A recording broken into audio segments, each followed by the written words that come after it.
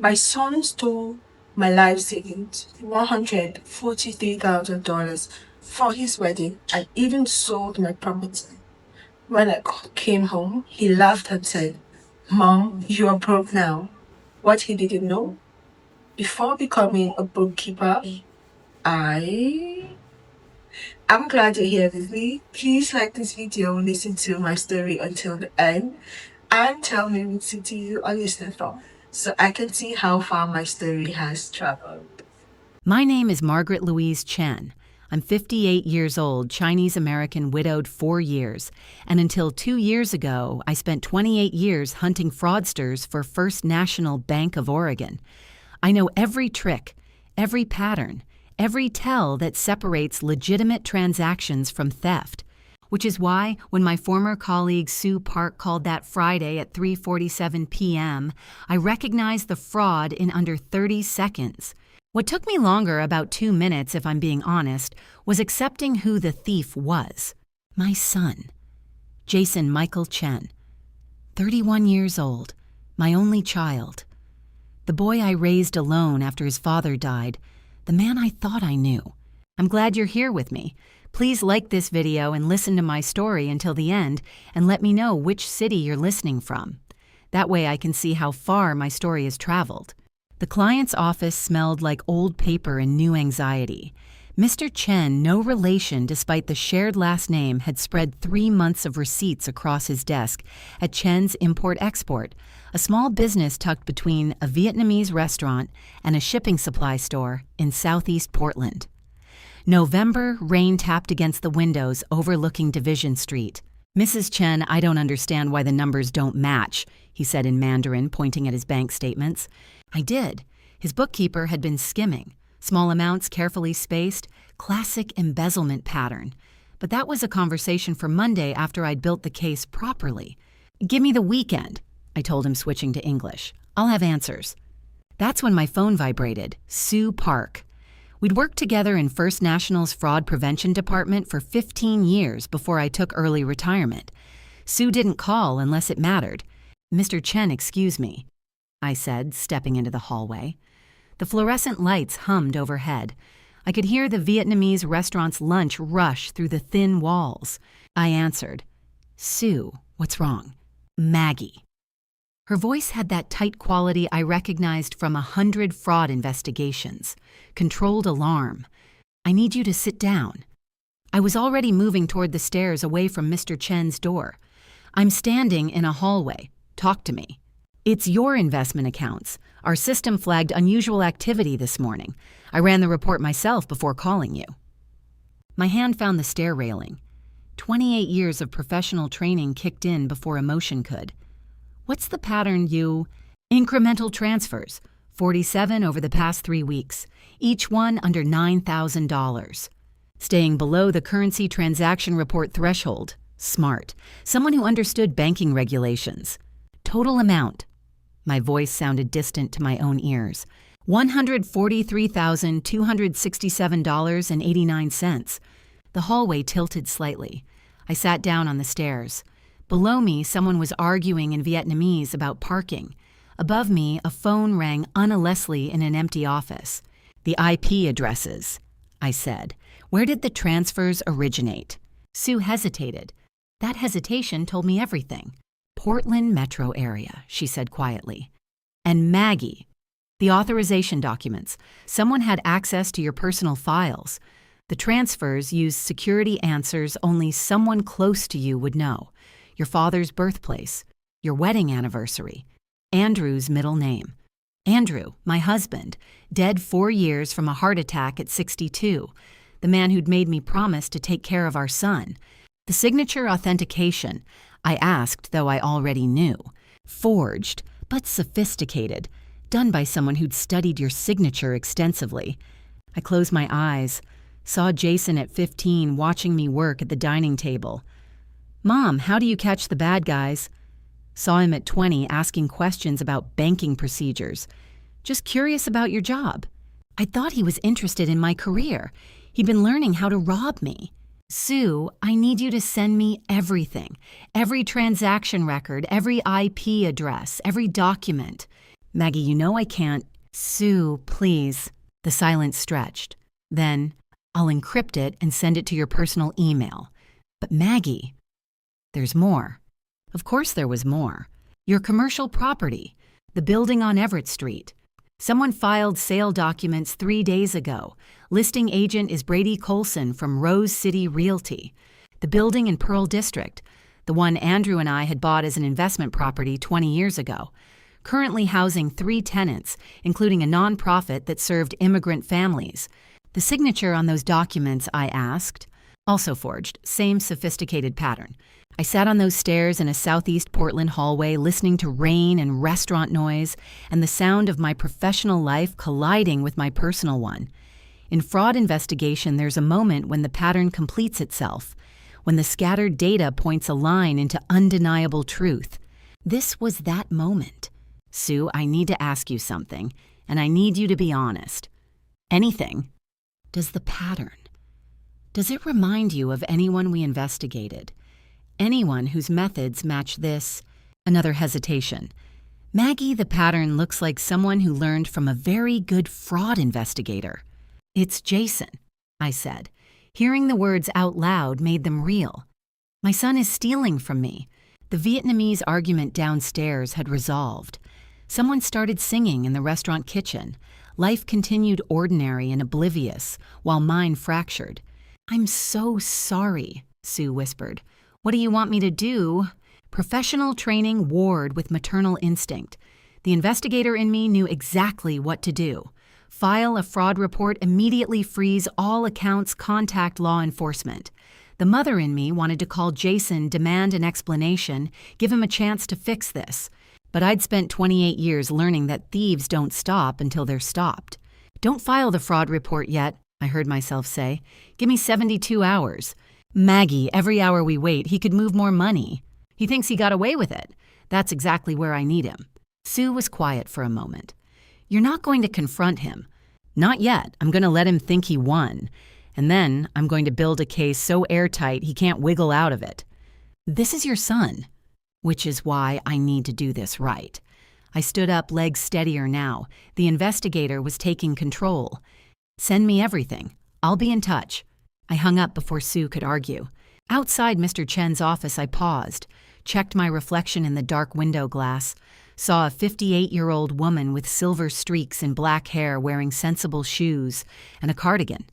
The kind of woman people underestimated. The kind of woman sons thought wouldn't fight back. I'd spent 28 years being underestimated. It was my greatest advantage. I returned to Mr. Chen's office, collected my things, and told him I'd have his report Monday. Walked to my car, a 12-year-old Honda Civic that still ran perfectly. Drove through Portland rain toward West Hills, where my house sat on Laurel Heights Drive with a view of the city I'd protected for nearly 3 decades. My phone buzzed at a red light. A text from Jason. Mom, I have amazing news. Call me when you can. I stared at those words. Amazing news. His wedding, probably, funded with my stolen money. I typed back, can't wait to hear it, sweetheart. Sent it. In fraud investigation, you never confront the suspect too early. You let them think they're winning. You let them get comfortable. You let them make mistakes. And then when you've documented everything, when the evidence is undeniable, when there's no escape route left, that's when you close the trap. I drove home through Portland rain, already planning my next moves. Jason thought he'd stolen from a helpless widow. He had no idea he'd just robbed the woman who'd spent 28 years catching people exactly like him. My house sits on a hillside in West Hills, a quiet neighborhood where old trees shelter modest homes and people mind their own business.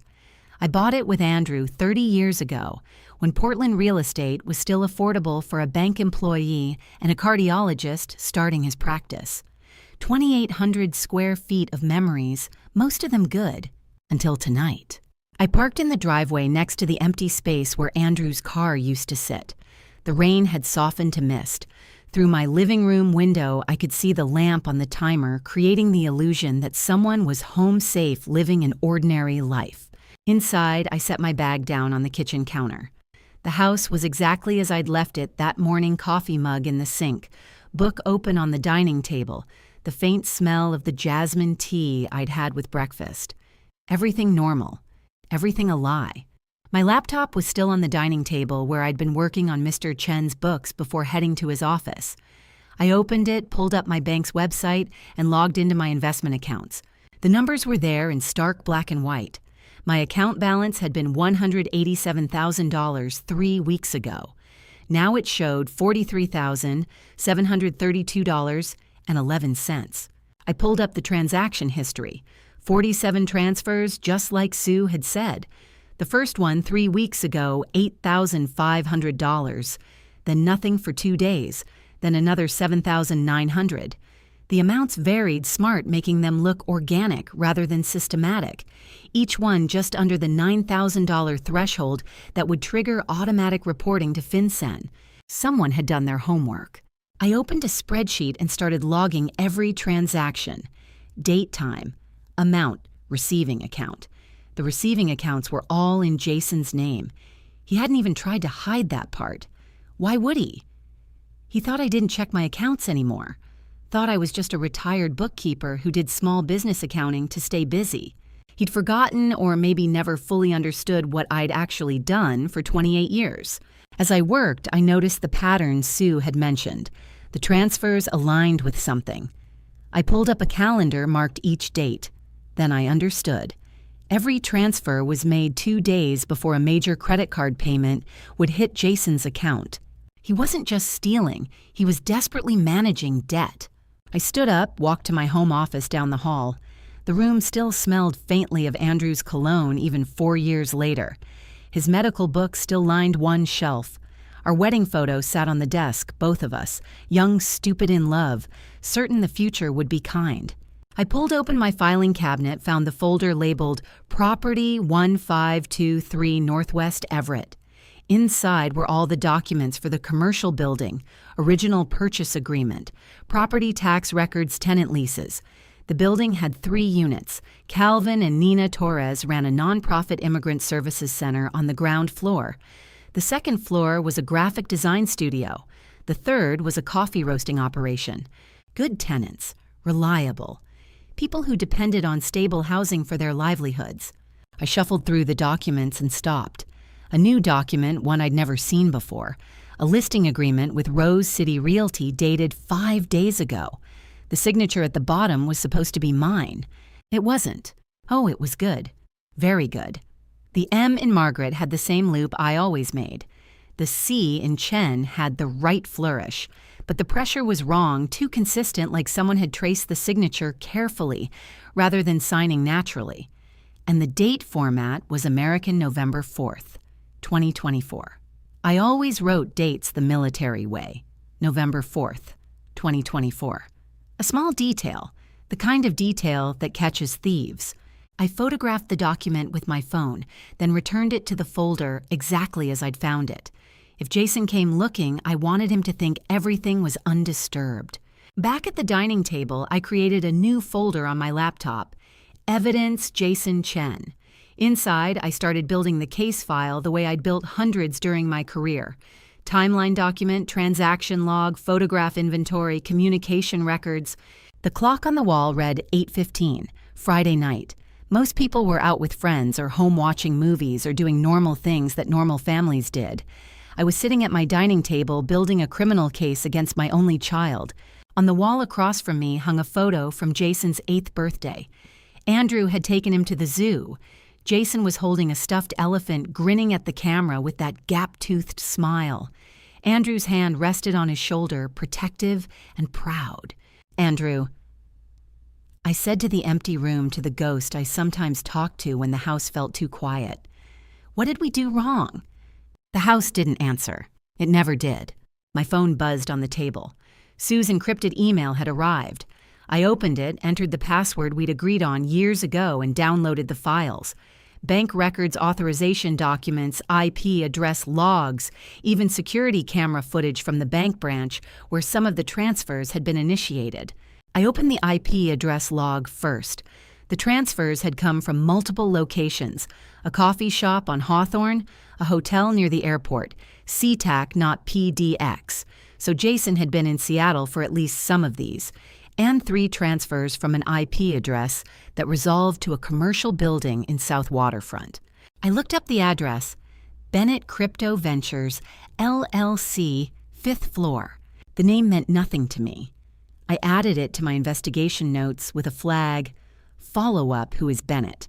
I worked for 3 hours straight the way I used to on big cases, transaction flow charts, timeline correlation, digital forensics. By 11 p.m., I had a complete picture of the theft, 47 transfers totaling $143,267.89 executed over 23 days using credentials Jason had obtained by accessing my personal files. The home office, the one where Andrew's books were. Jason had a key to this house, had had one since he was 16. I'd never thought to worry about it. I walked back to the office, looked at my filing cabinet with new eyes. The lock wasn't damaged, but then again, Jason had probably watched me open it 100 times growing up, had memorized the combination, had thought of this as his inheritance waiting to be claimed early. In the bottom drawer, I found my backup documents folder. Inside was a copy of my will. On top of it was a sticky note in Jason's handwriting.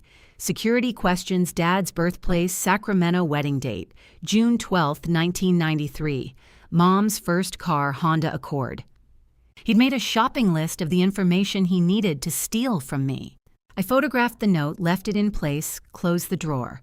Back at the dining table, I stared at the evidence I'd compiled.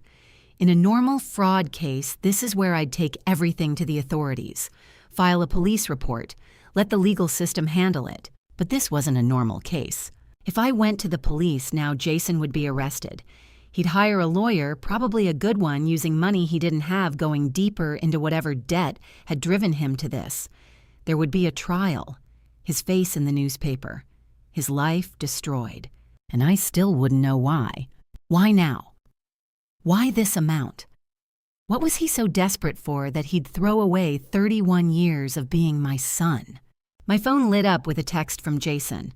Mom, sorry for the delay. Can we talk tomorrow? Big news to share. Love you. Love you.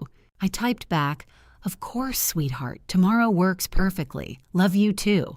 I sent it, then opened my phone's voice recorder app, downloaded a call recording application, set up a new email address for evidence storage, pulled out a legal pad, and started writing down questions I'd need answered. Tomorrow, Jason would call me with his big news. His wedding announcement, probably. The wedding he was funding with my stolen money. He'd expect me to sound happy, confused, maybe a little sad about not being included in the planning. I'd give him exactly what he expected, but I'd be recording every word, documenting every lie, building the case that would eventually show him and everyone else exactly what he'd done.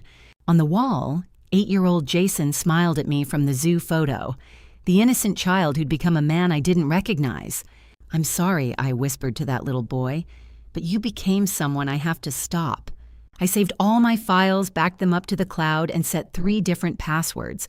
Then I sat back and looked at my work. 28 years of hunting fraudsters had taught me one essential truth. The best cases are built slowly, methodically, without the suspect knowing they're being watched. Jason thought he'd won. Thought he'd successfully stolen from a woman who was too old, too trusting, too helpless to fight back. He was about to learn that the most dangerous opponent is the one you've underestimated. I shut my laptop, turned off the dining room lights, and walked upstairs to bed. Tomorrow my son would call me with his wonderful news, and I'd start recording his confession. The call came at 9:47 p.m., just as I was brushing my teeth. I'd been expecting it. Had my phone on the bathroom counter volume up recording app already open and running. I'd practiced my response in the mirror, surprised but pleased a little, confused the way a mother should sound when her son shares good news. I let it ring twice before answering. Had to seem natural. Jason's sweetheart, I said, injecting warmth into my voice. I was just thinking about you. Mom. His voice had that bright, brittle quality I recognized from his teenage years when he was hiding something. Perfect timing. I have incredible news. I sat down on the edge of my bed, phone on speaker recording light, blinking green. What is it, honey? Amber and I are getting married. A pause for effect. This Sunday, 2 days from now. I let the silence stretch for 3 heartbeats. Let him hear my surprise. This Sunday, Jason, that's so soon. I didn't even know you were engaged. It happened fast. We found this amazing venue, the Crystal Ballroom downtown, and there was a cancellation. We grabbed it. Amber's been planning like crazy. He laughed, that false cheerfulness grinding against my nerves. You know how she is. When she wants something, she makes it happen. Yes, I was learning exactly how Amber made things happen. The Crystal Ballroom, I said, slowly playing my part. That must be expensive. Oh, it's worth it.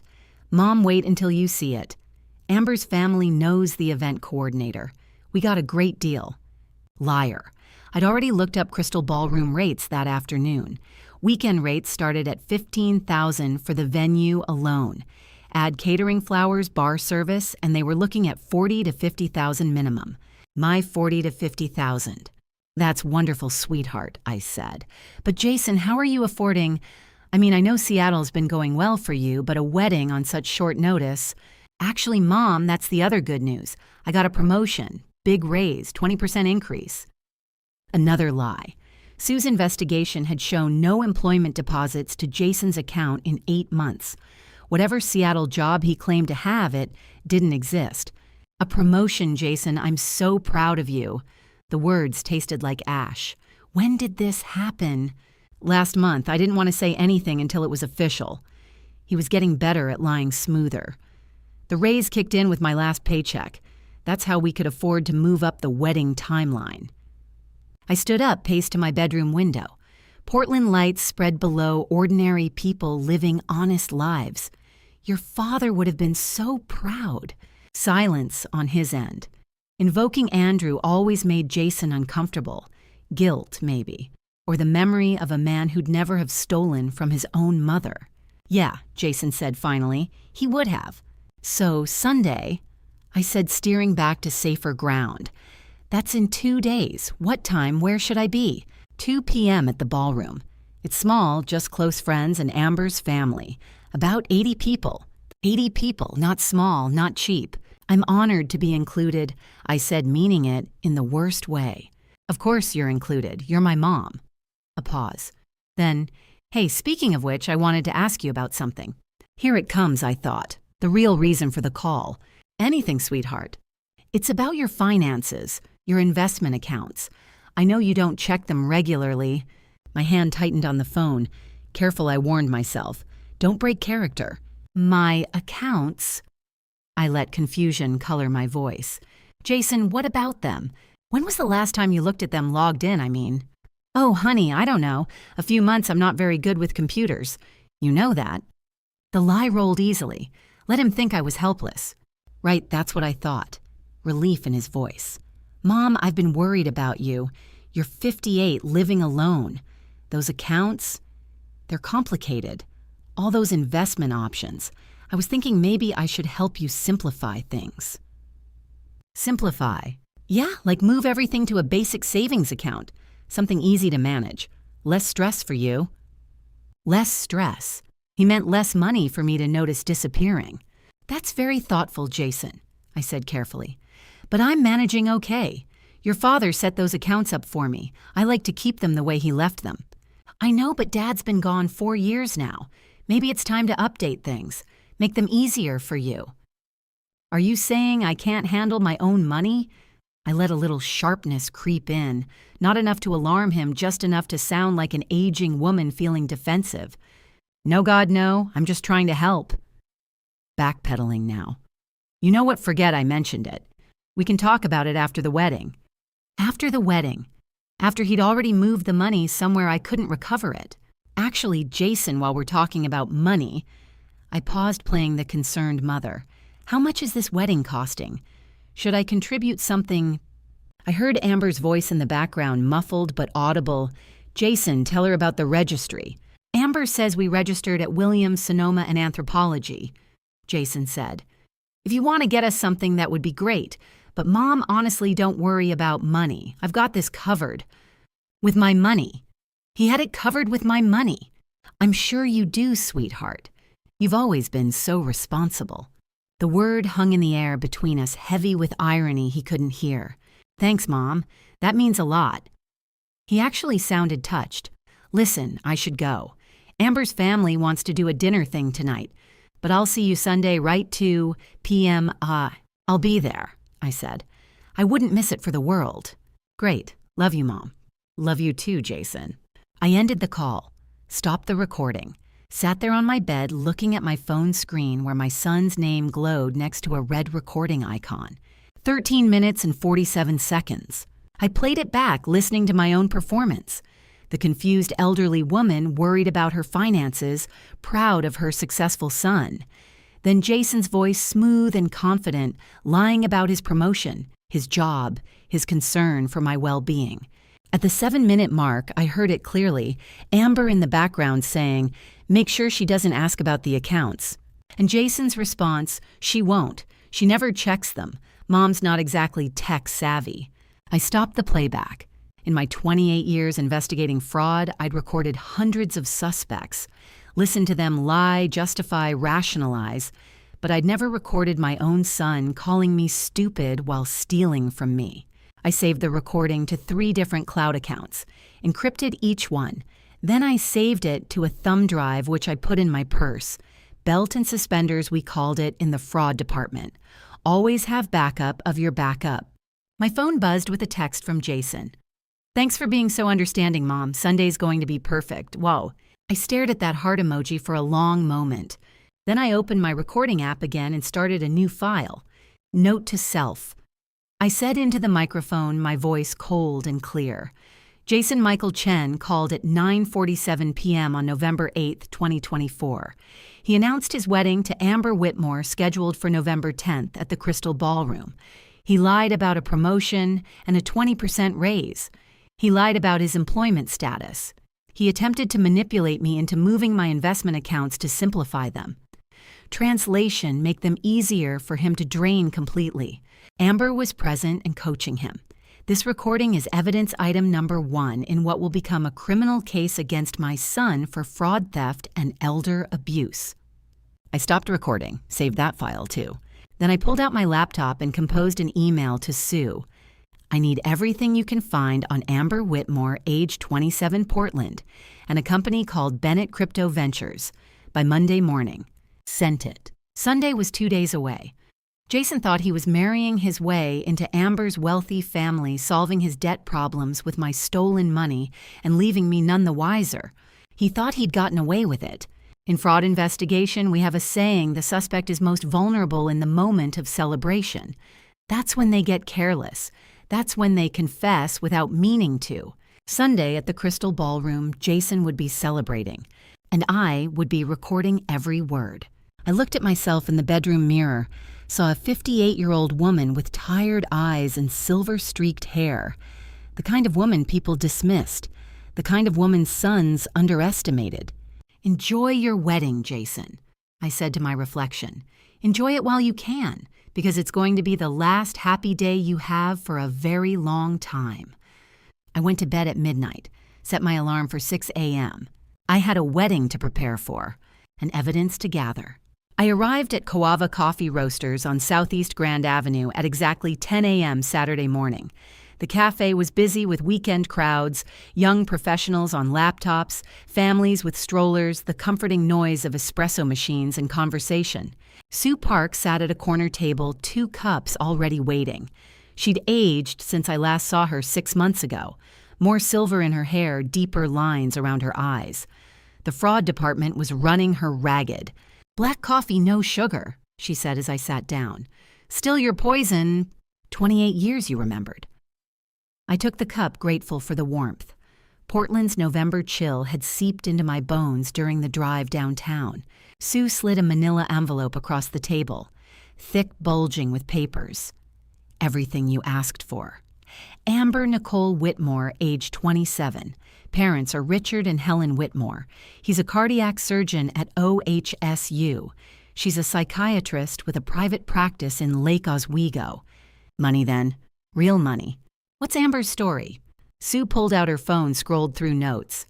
Instagram influencer, 5,000 followers, claims brand partnership sponsored content.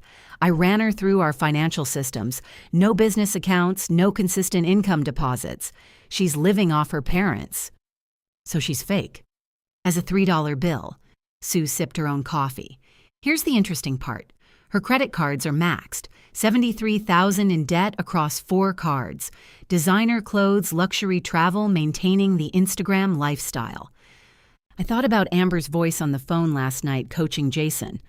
A woman drowning in debt coaching a man drowning in debt, both of them trying to steal their way to solvency. What about Bennett Crypto Ventures? Sue's expression darkened. That's where it gets complicated.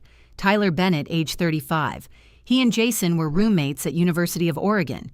Bennett did 18 months at FCY Sheridan for embezzlement back in 2019. Got out, immediately started this crypto company, which is fake. Completely. No actual cryptocurrency holdings, no blockchain activity. Classic Ponzi scheme uses new investor money to pay earlier investors.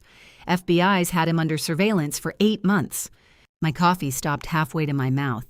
FBI Financial Crimes Unit. They've identified 12 victims so far, total losses around $1.2 million. Sue leaned forward. Maggie, your son, is one of those victims. Jason invested $65,000 with Bennett back in March. By June, he realized it was fraud. That's when Bennett flipped the script, told Jason he'd participated in wire fraud by recruiting other investors, threatened to report him unless Jason paid $80,000. The pieces fell into place. Jason hadn't stolen from me out of greed. He'd stolen out of desperation, trying to pay off a blackmailer. Does the FBI know Jason's involved? I asked. Not yet, but when they do. Sue let the implication hang. Wire fraud was federal, 5 to 10 years in prison. My son wasn't just facing state charges for stealing from me. He was looking at federal time. I need to talk to an attorney, I said. Someone who understands elder abuse law. Can you recommend anyone? Sue pulled out a business card. Rachel Goldman. She specializes in financial exploitation cases. Fierce as hell. If anyone can help you navigate this, it's her. Rachel Goldman's office occupied the 3rd floor of a modern building near Pioneer Courthouse Square. Floor-to-ceiling windows overlooked downtown Portland, all glass and steel and expensive views. Rachel herself was 52, sharp-featured, with black hair cut in a precise bob. Her office walls were covered with awards: Elder Advocate of the Year 2022, Outstanding Civil Litigator 2023 certificates from advocacy organizations I recognized. Mrs. Chen, she said, shaking my hand with a grip that meant business. Sue spoke very highly of you. 28 years in fraud investigation, I'd call you overqualified for a client, except this is your son we're talking about. I sat across from her desk, pulled out my laptop, and spent the next 30 minutes walking her through everything. The transaction logs, the forged property documents, the recorded phone call, the information about Tyler Bennett and the FBI investigation. Rachel listened without interrupting, taking notes on a legal pad, her expression growing harder with each detail. When I finished, she sat back and looked at me with something like admiration.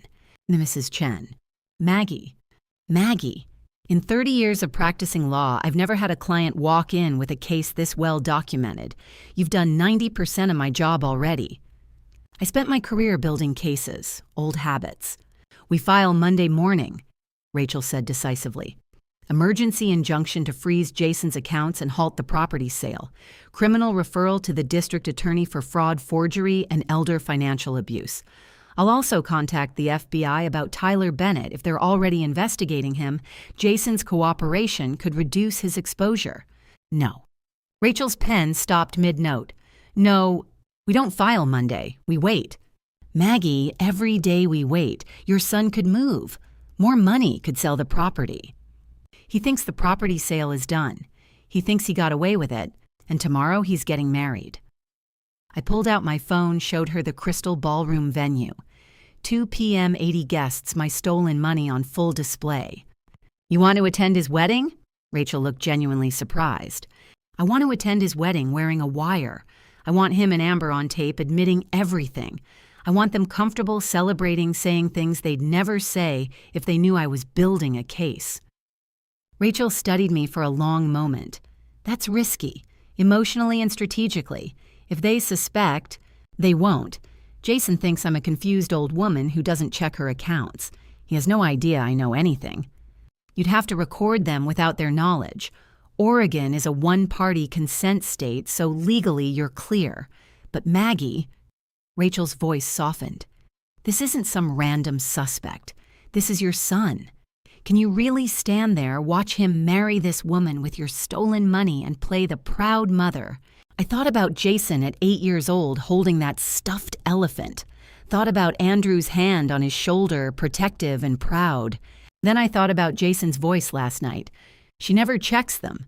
Mom's not exactly tech savvy. Yes, I said, I can do exactly that. Rachel pulled open a desk drawer, removed a small black device about the size of a thumb drive. FBI-grade digital recorder. Clips to your bra strap, microphone sits under your collarbone. Voice-activated 8 hours battery life. Records in a format that's admissible in court. She slid it across the desk. I picked it up, smaller than I expected, lighter. I wore wires 100 times in my career, I said. Always to catch fraudsters. Never thought I'd wear one to catch my son. Are you sure about this? Rachel asked. Once you go to that wedding, once you record him, there's no going back. This becomes evidence. This becomes a criminal case that will destroy your relationship. He destroyed our relationship when he stole from me. I closed my hand around the recorder. I'm just documenting the wreckage. Rachel nodded slowly. Then here's what we do. Tomorrow you attend the wedding. You record everything. Monday morning we file. I'll have emergency motions ready, law enforcement contacts briefed.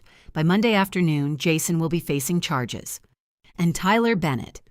If the FBI wants Jason's cooperation, we negotiate. Jason testifies against Bennett gets immunity on federal wire fraud charges. He still faces your state charges, but avoids federal prison. Why would I give him immunity on anything? Rachel met my eyes. Because Tyler Bennett is a predator who's destroyed 12 lives. Jason is a victim who became a perpetrator. If we can use Jason to stop Bennett from victimizing others, that's justice too. Imperfect justice, but justice. I thought about that. The investigator in me wanted pure punishment. The mother in me, the part I was trying very hard to ignore, wanted to protect my son from the worst consequences of his own stupidity. I'll think about it, I said finally. Think fast, the wedding's tomorrow. Rachel stood, walked me to her office door. Maggie, one more thing. Be careful tomorrow. People get unpredictable at weddings, emotional. If Jason or Amber suspects you know something, they won't. How can you be sure? I smiled without warmth. Because I'm a very good actress, and because Jason has spent his entire life underestimating me. He's not going to stop now.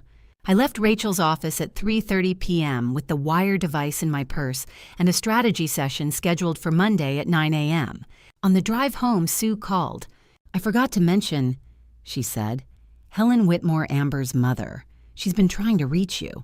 Why, didn't say. Just left a message at the bank asking if I could pass along her number. Said it was urgent, about Jason. I pulled over, wrote down Helen's number. Did she say anything else? No, but Maggie, she sounded worried, not angry, worried. After I hung up, I sat in my parked car on a quiet West Hills street, looking at Helen Whitmore's number. What did Amber's mother want to defend her daughter, to warn me off, to negotiate? I saved the number in my phone but didn't call. Tomorrow I'd see Helen at the wedding. If she had something to say, she could say it then. Right now I had a wire to test and a performance to prepare. I drove home as the afternoon light faded Portland's November twilight, turning the city silver and gray. Tomorrow at 2 p.m., my son would marry a woman who'd helped him steal from me. And I would be there smiling and recording every word. The Crystal Ballroom had been built in 1914, back when Portland was a timber town and ballrooms still mattered. High ceilings with ornate plasterwork chandeliers that had survived a century of celebrations, and a dance floor famous for its spring-loaded construction that made dancers feel like they were floating. Today it was decorated in white and gold. Hundreds of roses. I counted arrangements as I entered Old Habit, easily $8,000 in flowers alone. The champagne being poured at the entrance was Perrier Jouet, the good stuff, probably 300 per case. 12 bottles visible at the bar meant close to 4,000 just in champagne. My 4,000. The wire device sat clipped to my bra strap exactly where Rachel had shown me. The microphone rested just below my collarbone, hidden under my navy dress. I'd tested it that morning, recording myself making coffee, playing it back. Crystal clear, every word. Mrs. Chen. A young woman with a clipboard approached, all bright smile and bridal industry enthusiasm. You must be Jason's mother. I'm Tiffany, the wedding coordinator. Jason's told us so much about you. I bet he had. It's lovely to be here, I said, letting my voice carry just enough warmth. The wire would pick it up. Everything looks beautiful. The ceremony starts in 15 minutes. You're in the front row, left side. Can I get you some champagne? That would be wonderful, thank you. She handed me a flute, more money bubbling in glass, and directed me toward the ceremony space. 80 chairs in neat rows. At the front, an arch covered in more white roses and gold silk. A string quartet playing something classical and expensive. To the right, I spotted Tyler Bennett talking to the other groomsmen. Tall, handsome in that calculated way. Dark hair, styled perfectly. He looked like success. That was the point. I took a seat in the front row. Pulled out my phone, pretended to check messages, actually making sure the recording app was running as backup to the wire. Belt and suspenders. The music changed. Everyone stood. Amber appeared at the far end of the aisle in a dress that probably cost more than my car. Her father, Richard Whitmore, walked beside her, silver-haired, distinguished-looking, uncomfortable in his tuxedo. And her mother. Helen Whitmore stood on the bride's side watching me. When our eyes met, I saw something unexpected. Guilt. The ceremony was brief. A friend of Amber's, recently ordained online, performed the service. Jason and Amber exchanged vows they'd written themselves. Jason promised to build a life of security and comfort. Amber promised to support his ambitions and share his success. They were promising each other a life funded by my stolen money, and they didn't even have the grace to feel guilty about it. I now pronounce you husband and wife. Jason kissed Amber. Everyone applauded. The string quartet launched into something celebratory, and I sat in that front row smiling and clapping while the wire recorded every moment. The reception was in the ballroom proper. The famous spring-loaded floor now covered in round tables with more roses and gold accents. A jazz quartet, live music, another 3,000 minimum played in the corner. Past hors d'oeuvres that I recognized from Portland's expensive caterers. I did the math in my head. 50,000. Maybe 60 with the bar service. Jason and Amber had spent $60,000 of my money on 6 hours of celebration. Mom. Jason appeared Amber on his arm, both glowing with newlywed joy. I'm so glad you came. I wouldn't miss this, I said, smiling, meaning it in ways he couldn't understand. You remember Amber. Of course. Congratulations, Amber. You look stunning. Thank you, Margaret. She'd never asked permission to use my first name, just started doing it. The dress is Vera Wang. Jason surprised me with it. Did he, or did you surprise yourself with my money? It's perfect, I said aloud. Jason pulled me into a hug. Over his shoulder, I saw Tyler Bennett watching us. Our eyes met. He smiled, raised his champagne glass slightly. I wondered if he knew, if he'd figured out that Jason had stolen from his own mother to pay Tyler's blackmail demand, if he cared. Mom, come meet some people, Jason said, leading me toward a group of guests. This is Marcus and Jennifer from my Seattle office. Seattle office that didn't exist. And this is David, and this is Tyler. Tyler, this is my mom, Margaret. Tyler shook my hand. His grip was firm, confident. Mrs. Chen, Jason's told me so much about you. All good things, I hope. He said you're the reason he understands business so well, that you taught him everything about money management. The audacity, the absolute audacity. I tried my best, I said, smiling, though I think Jason surpassed his teacher. Definitely, Tyler agreed. He's got a real gift for investment strategy. Investment strategy. Is that what we're calling theft now? I chatted with them for 10 minutes. Let Jason tell lies about his Seattle promotion and his upcoming projects. Let Tyler talk about his crypto venture, revolutionary blockchain technology, while knowing the FBI was building a case against him. Let everyone compliment the wedding, the venue, the happy couple. And the wire recorded every word. "Excuse me," I said after a while. "I need to find the ladies' room." The restroom was down a hallway off the main ballroom. Marble floors, vintage fixtures, music from the reception muted to a pleasant background hum. I was checking my lipstick in the mirror when Amber walked in. For a moment, we just looked at each other in the reflection. "Margaret," she said. Her voice had lost the sugary reception tone. "We should talk." "Should we?" She turned to face me directly, made sure we were alone. "About Jason's help with your finances." "What about it?" "He's worried about you. You're living alone. You're getting older. Managing money gets harder." She stepped closer. "Jason's just trying to protect you." "Protect me from what?" "From making mistakes. From being taken advantage of." Her smile was sharp. "There are a lot of scammers out there targeting elderly women." Elderly women. I was 58. "How thoughtful of Jason to protect me," I said mildly. "He loves you. We both do." Amber checked her lipstick, playing with her hair. "Which is why we want to help you simplify your accounts. Move everything to something manageable. We've been talking to financial advisors about what's best for someone your age, someone my age, someone elderly, someone who should just hand over control and stop asking questions." "Amber," I said carefully, "have Jason and I discussed changing my accounts? He mentioned it, didn't he, on the phone? He mentioned simplifying, but he didn't mention taking control. It's the same thing, really." She waved her hand dismissively. "You give him power of attorney, he handles everything. Less stress for you." "I never signed a power of attorney." "Not yet, but you will." She met my eyes in the mirror and her mask finally dropped completely. "Jason's your son. Everything you have goes to him eventually anyway. We're just accelerating the timeline." There it was, confession on tape. "And if I don't want to accelerate the timeline?" Amber turned to face me fully. Her expression was cold, calculating, nothing like the sweet bride from the reception. "Then you make things difficult for everyone. Jason's already made decisions about your accounts, Margaret, about your property. These things are in motion. You can either accept that gracefully, or you can cause problems that will only embarrass you." "Embarrass me how?" "Jason's told people you've been forgetful, confused, having trouble managing things." She examined her manicure. "If you start making accusations, who do you think people will believe, a successful young couple trying to help an aging mother or an elderly woman who can't keep track of her own finances?" My hands wanted to shake. I kept them steady. "You're telling me if I object to Jason taking my money, he'll claim I have dementia. I'm telling you that you should accept help when it's offered." Amber picked up her clutch from the counter. "Jason and I are building a life.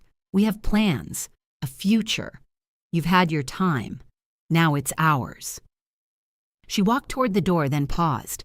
"Oh, and Margaret, about that commercial building. The sale's already processed. The buyers take possession in 30 days.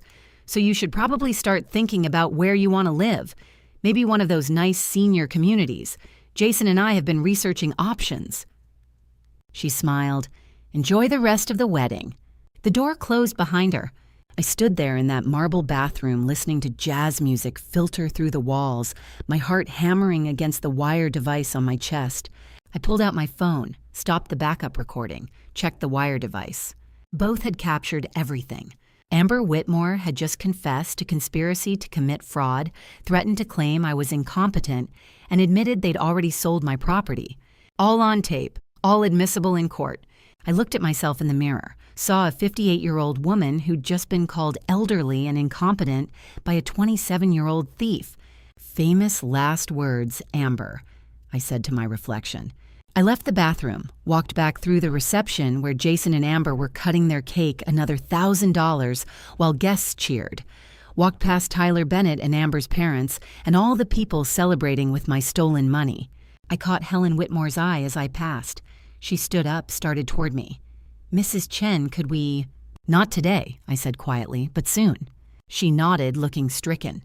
I left the crystal ballroom while the reception continued, walked to my car in the parking garage, sat in the driver's seat and pulled out both recording devices. Played back Amber's voice. Everything you have goes to him eventually anyway. We're just accelerating the timeline. Stopped playback, started again at another part. Jason's told people you've been forgetful, confused, perfect, clear, undeniable. I saved both recordings to the cloud, texted Rachel Goldman, have everything, Monday morning. Then I sat in that parking garage while my son's wedding reception continued above me, and I let myself cry. Not from sadness, from rage. They'd called me elderly, incompetent, confused. They'd planned to institutionalize me to cover their crimes. Tomorrow morning they'd wake up as newlyweds, probably hungover, believing they'd gotten away with it. By Monday afternoon, they'd both be facing criminal charges. I wiped my eyes, started my car, drove home through Portland's Sunday afternoon traffic. The wedding had been beautiful, expensive, perfect, and I'd recorded every incriminating word. Nora Kim arrived at my house Monday morning at 8 a.m. sharp, carrying a leather portfolio that looked like it cost more than my monthly groceries. Mrs. Chen, she said, shaking my hand with a grip that meant business. Rachel Goldman hired me Saturday afternoon. I've spent the last 36 hours building a file on Tyler Bennett and Jason's financial activities. I led her to my dining table, the same table where I'd built my initial evidence case. Nora spread documents across its surface with the precision of someone who'd done this 1,000 times. Background first, she said, pulling out a printed report. Tyler James Bennett, age 35. Born in Eugene, grew up middle class. University of Oregon, same graduating class as your son. That's where they became roommates. Finance major. Charismatic, popular, dated 3 different women simultaneously senior year. She slid across a photo. Tyler in a college graduation photo, arm around Jason's shoulders. Both of them smiling, young, full of possibility. After college, Bennett went into real estate investment.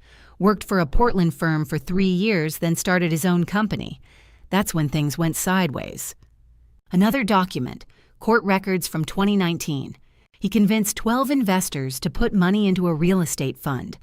Told them he was buying distressed properties, flipping them, generating returns. Classic Ponzi scheme, used new investor money to pay early investors, created the illusion of success. How much did he steal? $350,000. Nora's voice was clinical, detached. Got caught when one investor wanted to pull out his full investment. Bennett couldn't produce the money because it had never been invested. He'd spent it maintaining his lifestyle. She showed me photos. Tyler with a BMW. Tyler on a yacht. Tyler at expensive restaurants, always surrounded by beautiful people. He was convicted of embezzlement, did 18 months at FCY Sheridan. Got out in March 2022. By June 2022, he'd started Bennett Crypto Ventures. Same scheme, different packaging. Exactly. Crypto's perfect for cons, complicated enough that victims can't understand it, unregulated enough that oversight is minimal. Bennett told investors he was mining Bitcoin, trading altcoins, generating massive returns through proprietary algorithms. Nora pulled out financial records, transaction flows, account statements, wire transfers. None of it was real. No actual cryptocurrency holdings, no mining operation, no trading activity. Every dollar that came in went straight to his personal accounts or to pay earlier investors their returns. How many victims? 14 we've identified. Total losses around 1.4 million. She met my eyes. Your son is victim number 7. She slid across Jason's investment records. March 15th, 2024. Wire transfer to Bennett Crypto Ventures, $65,000. My breath caught. $65,000, more than a year of my bookkeeping income. Money Jason must have scraped together from credit cards, loans, desperation. Where did Jason get $65,000? I asked. Credit card cash advances mostly. He maxed out 5 cards between January and March. The interest rates... Nora shook her head. He was paying 23% on some of these, compounding monthly. No wonder he'd been desperate. He'd gambled everything on Tyler's fake crypto fund thinking it would solve his debt problems. Instead, it had made them catastrophic. When did Jason realize it was fraud? June. Nora pulled out email printouts. He started asking Tyler for his investment returns. Tyler stalled. Promised big payouts were coming. Just another month. The market's timing isn't right. Classic con artist delays. I read the emails, saw Jason's tone shift from excited to anxious to desperate. By July, Jason was demanding his money back, said he needed it for debts. That's when Tyler changed tactics. She laid out a series of text messages, each one printed on a separate sheet. Tyler to Jason. July 18th. You recruited Mark, Jennifer, and David into the fund. That makes you a participant in the business operation. If this goes sideways, you're legally liable too. Jason to Tyler. July 19th. I didn't know it was fraud. You told me it was legitimate. Tyler, July 19th. Doesn't matter what you knew. What matters is what you did.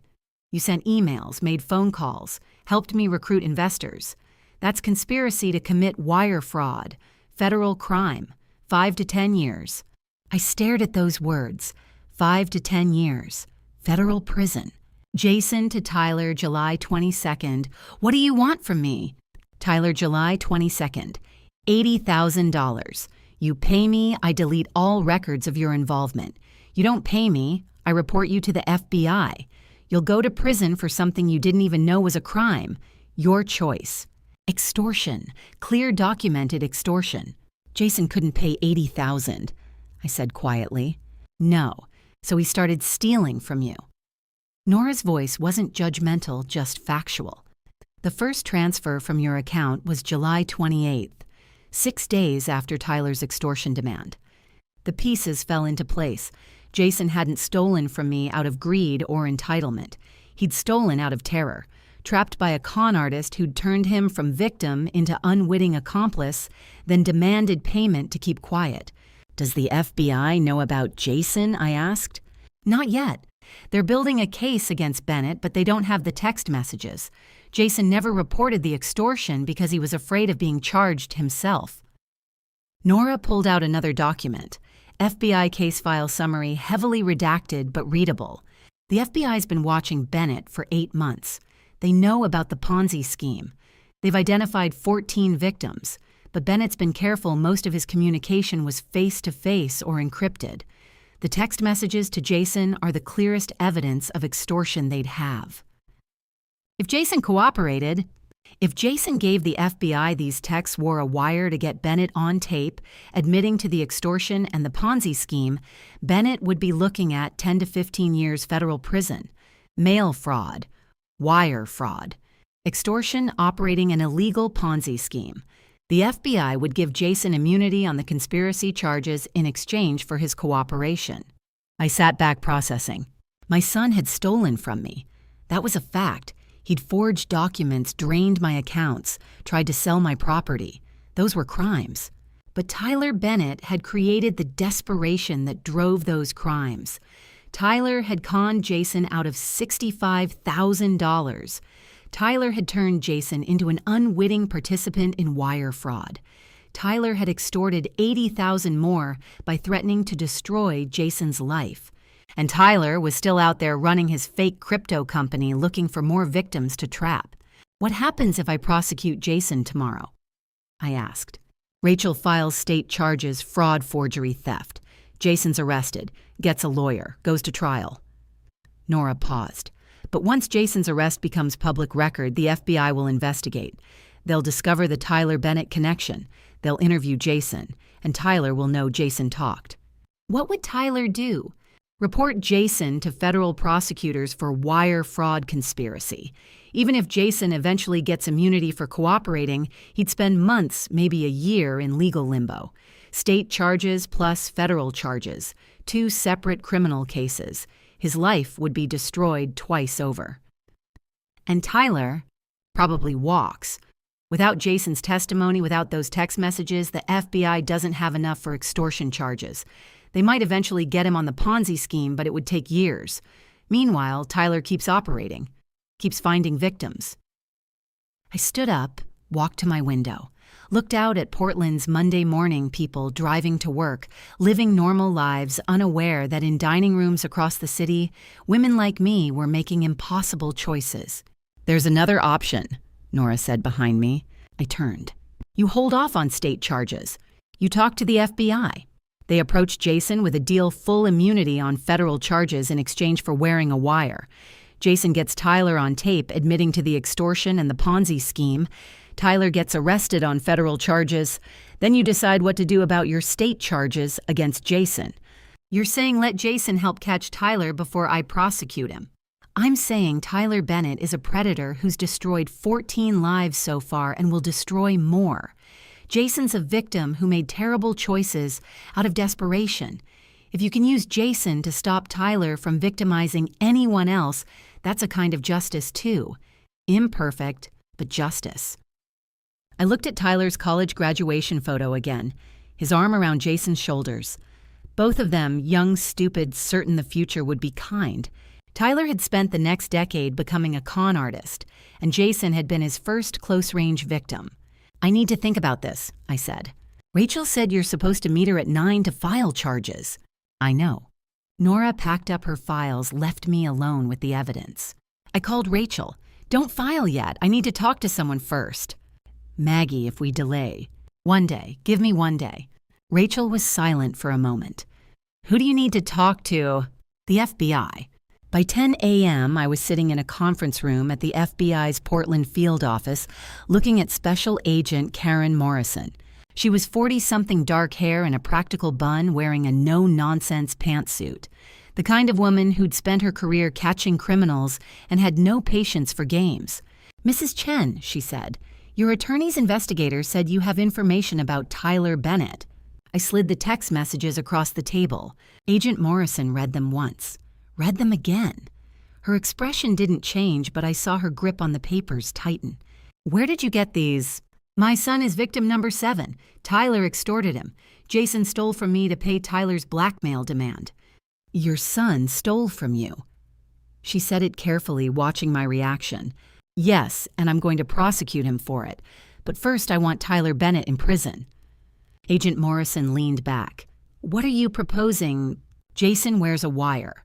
Meets Tyler. Gets him talking about the extortion, the Ponzi scheme, everything. You arrest Tyler on federal charges, then Jason faces my state charges." "Why would your son cooperate?"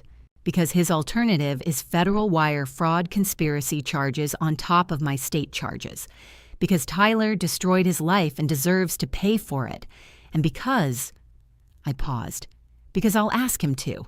And despite everything, he still loves me enough to do what I ask." Agent Morrison studied me. "You understand that if Jason wears a wire and Tyler suspects anything, Tyler could become dangerous." "Tyler's already dangerous. That's why he needs to be stopped." She was quiet for a long moment. Then she picked up her phone. "I need to talk to my supervisor, but Mrs. Chen, if we do this, if your son cooperates, we'd give him immunity on federal charges. He'd still face your state charges, but he wouldn't go to federal prison." "I understand." "Do you? Because once he's our cooperating witness, you can't use anything he tells us against him. The immunity agreement would protect him." "I have enough evidence already. I don't need his confession. I just need him to catch Tyler." Agent Morrison made her call. 10 minutes later, she came back. "We're in, but we move fast. Today, can you get your son here?" I pulled out my phone, texted Jason, "We need to talk, my house, noon, come alone." His response came immediately, "Is everything okay?" "We'll talk at noon." I looked at Agent Morrison. "He'll be there." "We'll wire him up at 1. He meets Tyler at 3. If this works, Bennett's arrested by 5 p.m. I nodded. "Then let's get to work." Helen Whitmore arrived at my house at 11 a.m. unannounced. I almost didn't answer. I was preparing for Jason's noon meeting, laying out the FBI wire equipment Agent Morrison had given me, rehearsing what I'd say to convince my son to become a federal informant. But Helen stood on my porch looking like she hadn't slept, and something in her face made me open the door. "Mrs. Chen, Maggie, please, I need 5 minutes." "I have someone coming at noon." "I know, Jason. That's why I'm here." She glanced at her car, then back at me. "Please, what I have to tell you, It can't wait. I let her in. We sat in my living room, the same room where I'd built evidence against her daughter and my son. Helen clutched a leather portfolio similar to Nora's that morning, but worn at the edges. "I owe you an explanation," she said. "About the wedding, about why I tried to talk to you. If you're here to defend Amber—" "I'm not." Helen opened the portfolio. Inside were clinical notes, typed pages with letterhead reading, "Helen Whitmore, MD, Psychiatric Services. I'm here because I'm Jason's therapist, have been for 3 months." The words took a moment to register. "You're Jason's therapist?" "He came to me in early August, severe anxiety panic attacks. He didn't know I was Amber's mother, at first Amber, and I have different last names from my divorce. By the time he figured it out, he was already deep into treatment." That's a conflict of interest. Massive conflict of interest. I should have referred him to a colleague immediately. Helen's hands shook slightly. But he was in crisis, genuine psychiatric crisis, and he begged me not to tell Amber he was seeing a therapist. She didn't know how bad things had gotten. She pulled out a document, handed it to me. "2 days ago, Jason signed a waiver allowing me to share his clinical records with you. He said Mom needs to understand. He wanted you to know." I looked at the waiver. Jason's signature dated Sunday afternoon, after the wedding. Why would he do that? Because yesterday morning, before you even filed charges, Jason tried to kill himself. The room tilted. "What?" "Pills. He took half a bottle of Xanax Sunday night. Amber found him Monday morning, called 911. He's at OHSU right now, medically stable, but on psychiatric hold." My hands couldn't hold the paper steady. He'll physically recover. Emotionally." Helen pulled out another document. Clinical notes from their last session. November 3rd, 5 days ago. I read her handwriting. Patient reports escalating suicidal ideation. States, "I've destroyed everything. My mother will never forgive me. Tyler will destroy me if I don't pay. I can't see a way out." When asked about specific plans, patient describes stockpiling medication. High risk, increased monitoring needed. "That was last week," Helen said quietly. "After his session, I called him every day. He seemed better. Said the wedding would help, that things would stabilize. I didn't know." She stopped, composed herself. "I didn't know he'd stolen from you. He never told me that part, just said he owed Tyler money. I kept reading, 3 months of notes. Jason describing panic attacks so severe he couldn't leave his apartment. Nightmares about federal prison. Shame about lying to me. Terror of Tyler. August 15th, patient states, "Tyler knows where I live. He's threatened me. If I don't pay, he'll hurt me." September 2nd, patient reports considering suicide as only way to escape. Safety plan implemented. September 24th. Patient describes mother as the only person who ever believed in me. If she knew what I've done, it would destroy her. I set down the notes. Couldn't read anymore. "Why are you showing me this?" My voice came out hoarse. "Because in 30 years of practicing psychiatry, I've learned that justice without understanding destroys people." Helen leaned forward. "Jason committed crimes. Real crimes. He needs to be held accountable. But Maggie, he's not a sociopath. He's not Tyler Bennett. He's a deeply wounded man who made terrible choices out of desperation and terror. He stole from me, his own mother. I know, and that shame is eating him alive, literally. He tried to kill himself rather than face you. Is that supposed to make me forgive him? No." Helen's voice was firm. "I'm not asking for forgiveness. I'm asking for strategic mercy. You're working with the FBI, aren't you, to catch Tyler?" I stared at her. "How do you know that?" "Because I called Agent Morrison this morning. Told her about Jason's suicide attempt. She said you'd proposed using Jason as a cooperating witness." Helen pulled out her phone, showed me a text from Agent Morrison, patient Chen, medically stable. "Psychiatric hold 72 hours. Wire operation postponed pending evaluation. Jason can't wear a wire if he's suicidal," Helen said. "The FBI won't risk it. So you have a choice. Prosecute him now while he's hospitalized and broken and Tyler Bennett walks free. Or wait, let Jason recover, get him stable, then ask him to help catch Tyler. Why would I wait? Why would I give him time to what run? He tried to kill himself, Maggie. He's not running anywhere. Helen's psychiatrist mask cracked, showing the mother underneath. My daughter is a thief and a manipulator. I know that. She learned it from watching her father con people in his medical practice. I've been covering for her for years, enabling her. I'm done. Amber's on her own. She took a breath. But Jason isn't Amber. He's sick, genuinely mentally ill. And if you prosecute him while he's in this state, you'll be doing to him exactly what Tyler did, exploiting his vulnerability for your own purposes. The accusation stung because it was true. What do you want from me? I asked. I want you to visit him at the hospital. See him as he actually is not the thief who stole from you, but the broken man who's been paying for that choice every day since. Helen stood up. Then decide what justice looks like. The FBI. The FBI will wait. Agent Morrison said they need Jason healthy enough to wear a wire safely. That'll take at least a week, maybe 2. 2 weeks Tyler's been running this con for 2 years. 2 more weeks won't matter, but those 2 weeks might save your son's life. She walked to my door, then turned back. I failed Jason as a therapist. I saw the signs and didn't act fast enough. I'm not failing him again. And Maggie. Despite everything he's done, Jason loves you. That's in every single session note. My mom is the only good thing I ever did. His words, not mine. Helen left. I sat in my living room holding therapy notes that painted my son as a man in psychological collapse and tried to reconcile that with the entitled thief who'd mocked me on the phone.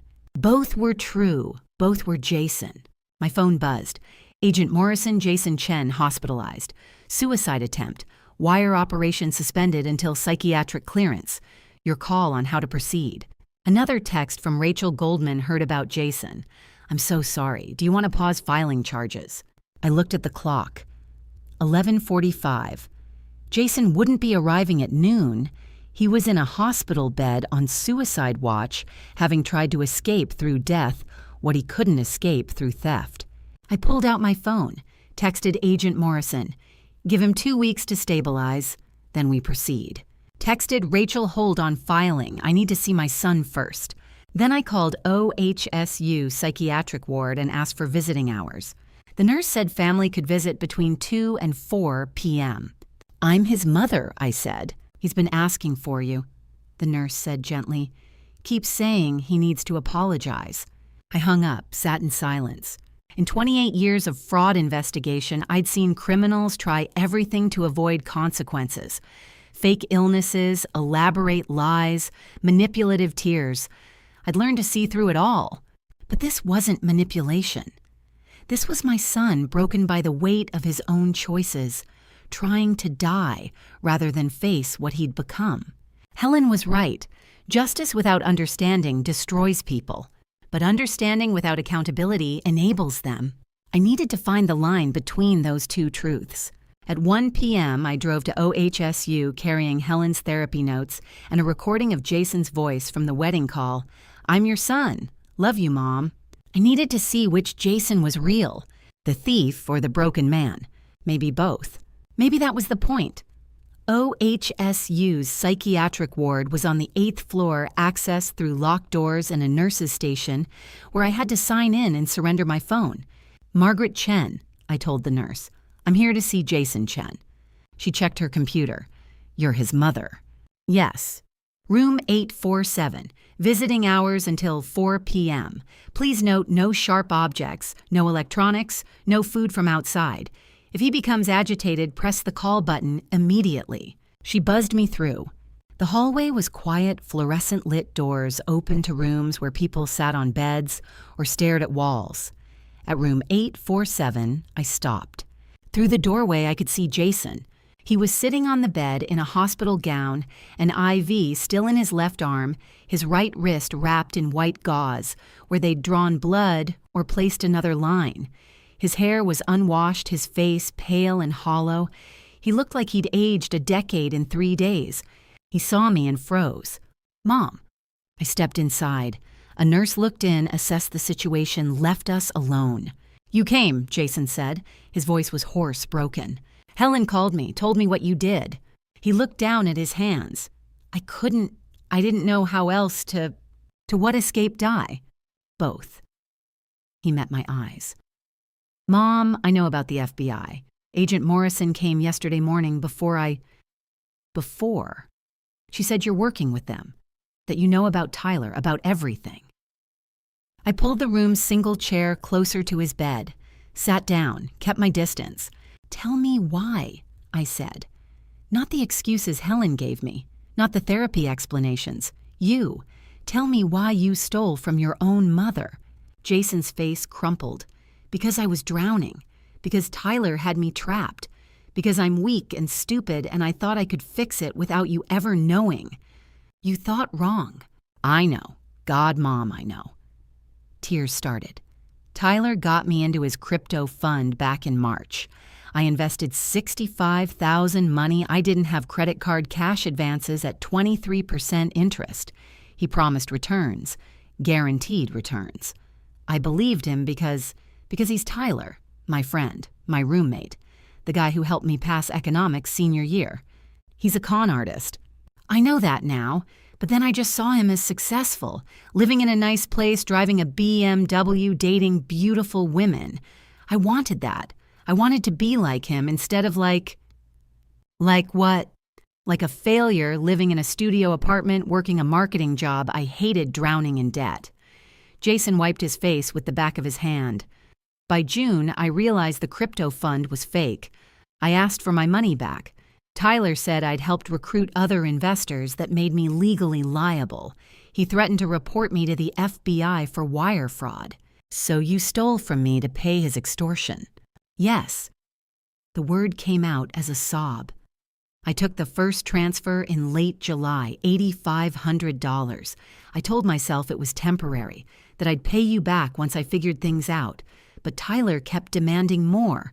And then Amber wanted a wedding. Amber wanted everything. The venue, the dress, the honeymoon. She said her parents would disown her if we didn't do it right.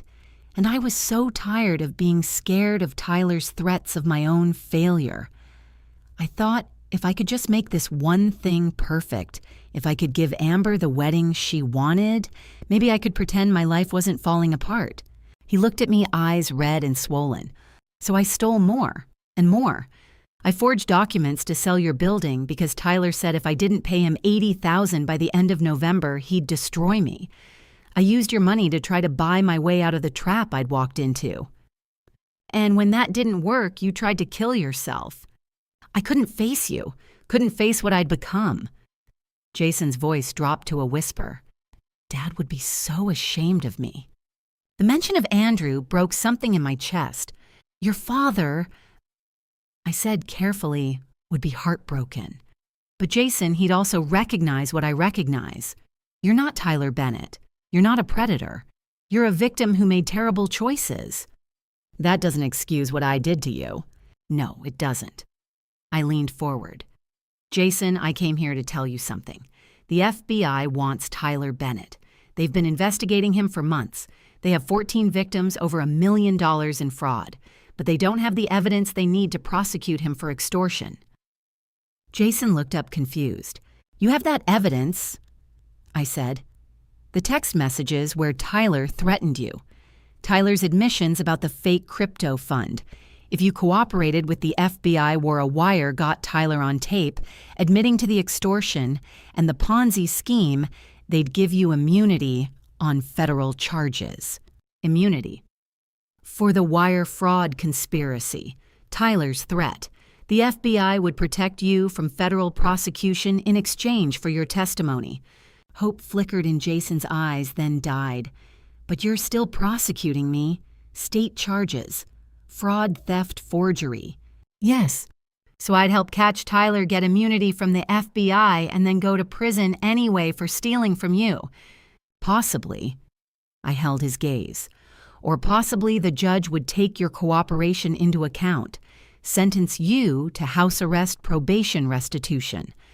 I don't know, Jason. I can't promise you won't see prison, but I can promise that if you help catch Tyler, you'll stop him from destroying other lives the way he destroyed yours. Jason was quiet for a long moment. Why would you offer me this? He asked. After everything I did, why not just prosecute me and let Tyler walk? Because, I said, slowly choosing words carefully, in 28 years of catching criminals, I learned that the worst ones aren't the desperate people who make terrible choices. The worst ones are the predators who create that desperation. Tyler is a predator. You're my son who made terrible choices. And if I can use you to stop Tyler from making more victims, that's a kind of justice, too. What about justice for what I did to you? That comes after. First we stop Tyler, then you and I figure out what accountability looks like. Jason looked at his wrist bandages, the IV line, the hospital room that smelled of disinfectant and despair. If I do this, he said quietly, if I wear the wire, help catch Tyler, will you ever be able to forgive me? The question hung in the air between us. I don't know, I said honestly. Right now, Jason, I'm so angry I can barely look at you without seeing the theft, the lies, the betrayal. But I'm also looking at you and seeing my son who tried to die rather than face what he'd done. Both of those things are true. Both of those Jasons exist. Which one do you want me to be? I want you to be the man who stops Tyler Bennett, the man who faces consequences, the man who spends the rest of his life proving he's more than his worst choices. I stood up. Can you be that man? Jason looked at me for a long moment. Then he nodded. Yes, I'll do it. I'll wear the wire. I'll help catch Tyler. Agent Morrison will come see you when you're discharged, probably Wednesday. You'll meet with her, plan the operation. It needs to happen fast before Tyler suspects anything. Okay. I walked toward the door, then stopped. Jason, one more thing. Yeah, Amber left you. Came by the house yesterday, picked up her things from your apartment. Didn't even ask how you were. His face didn't change. I know. She texted me. Said she's filing for annulment. That I'm not the man she thought she married. Are you surprised? No, she married my potential. When that disappeared, so did she. I nodded. The FBI will want to interview her too, about her knowledge of the theft. She knew everything. Planned most of it, actually. Good, then she'll face charges too. I left before I could say anything else. Before the mother in me could overwhelm the investigator. Before I could reach out and touch my son's hand, tell him I was glad he was alive, that despite everything, some part of me still loved him. In the elevator going down, I let myself feel it all. The rage at the theft, the relief that he'd survived, the determination to catch Tyler, the heartbreak that my son had become someone who needed catching. By the time I reached my car, I'd composed myself. Texted Agent Morrison Jason's on board. Wire operation proceeds when he's medically cleared. Wednesday earliest. Texted Rachel holds state charges until after FBI operation. 2 weeks maximum. Then I drove home through Portland afternoon traffic and let myself cry in my driveway where no one could see. My son was alive. My son was a thief. My son would help catch a predator. My son would then face justice. All of it was true. All of it was real. And somehow I had to find a way to hold all of those truths at once. Wednesday, 3:47 p.m. I sat in my car outside a South Waterfront office building watching Jason walk through glass doors toward Tyler Bennett's fifth-floor office. The wire was clipped to his shirt, FBI grade transmitting to Agent Morrison's surveillance van parked 2 blocks away. I wasn't supposed to be here. Morrison had told me to stay home, let the professionals handle it. But this was my son walking into a predator's den wearing a wire. I needed to be close. My phone was on speaker connected to Morrison's line. I could hear Jason's breathing, his footsteps in the elevator, the ding as doors opened on the 5th floor. Tyler? Jason's voice nervous but controlled. You hear, Jason. Tyler's voice warm and false. Come in. You said you have my payment. Most of it. $15,000. A pause. Most of it, Jason, we agreed. 80,000. End of November. I know, but Tyler, my mom's getting suspicious. She asked about her accounts. I can't move more money without her noticing. Not my problem. Tyler's voice hardened. You recruited investors for me. Mark, Jennifer, David. All three lost money. That makes you complicit in wire fraud. Federal crime, Jason. 5 to 10 years. You want to go to federal prison? No, but then you pay me what you owe. 80,000. Or I make a phone call to the FBI and your life is over.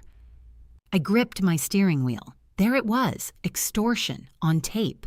Tyler, please, can we work something out? A payment plan. Tyler laughed. A payment plan? Jesus, Jason, you're pathetic. You always have been. Do you know how easy you were to manipulate, invest in my fund, Jason? You'll be rich, Jason. You handed me $65,000 because you wanted to be cool like me. You told me it was legitimate. And you believed me because you're desperate and stupid, just like the other 13 idiots who gave me money. That's what I do, Jason. I find desperate people and I take their money. It's not personal, it's business. The crypto fund is fake. So, of course it's fake. There's no mining operation, no trading algorithm. It's me in this office moving money around until it disappears. And here's the beautiful part, nobody reports it because they're all too embarrassed to admit they got conned. Jason's breathing was fast now. What about the people you hurt, the families you destroyed? Collateral damage. They'll recover. Or they won't. Either way, I'll be in the Bahamas living off their stupidity. Papers shuffling. Now, where's my 15,000? I don't have it. Silence. What did you say? I don't have it, Tyler, and I'm not giving you anything, because everything you just said, the FBI recorded it. The crash of a chair. You're wearing a wire. FBI hands up, don't move. Doors slamming, Tyler shouting, Morrison's voice barking orders. I sat in my car listening to Tyler Bennett's empire collapse in real time. 2 weeks later, Multnomah County Courthouse. I sat in the back row as Judge Evelyn Sharma presided over 2 separate hearings scheduled back-to-back. First Tyler Bennett's federal arraignment, then Jason's state sentencing. Tyler wore an orange jumpsuit, hands cuffed, looking nothing like the confident man from the wedding. The federal prosecutor laid out charges wire fraud, mail fraud, extortion, operating a Ponzi scheme. 14 victims, $1.4 million. Your Honor, Tyler's attorney began, my client maintains. Your client, the prosecutor interrupted, confessed on tape. We have him admitting to running a fake cryptocurrency fund, extorting Mr. Jason Chen, and expressing intent to flee to the Bahamas. The evidence is overwhelming. Judge Sharma looked at Tyler with open disgust. Mr. Bennett, you're charged with multiple federal crimes carrying sentences up to 15 years. You're remanded without bail. Trial date set for March. Tyler was led away. Then Jason's hearing.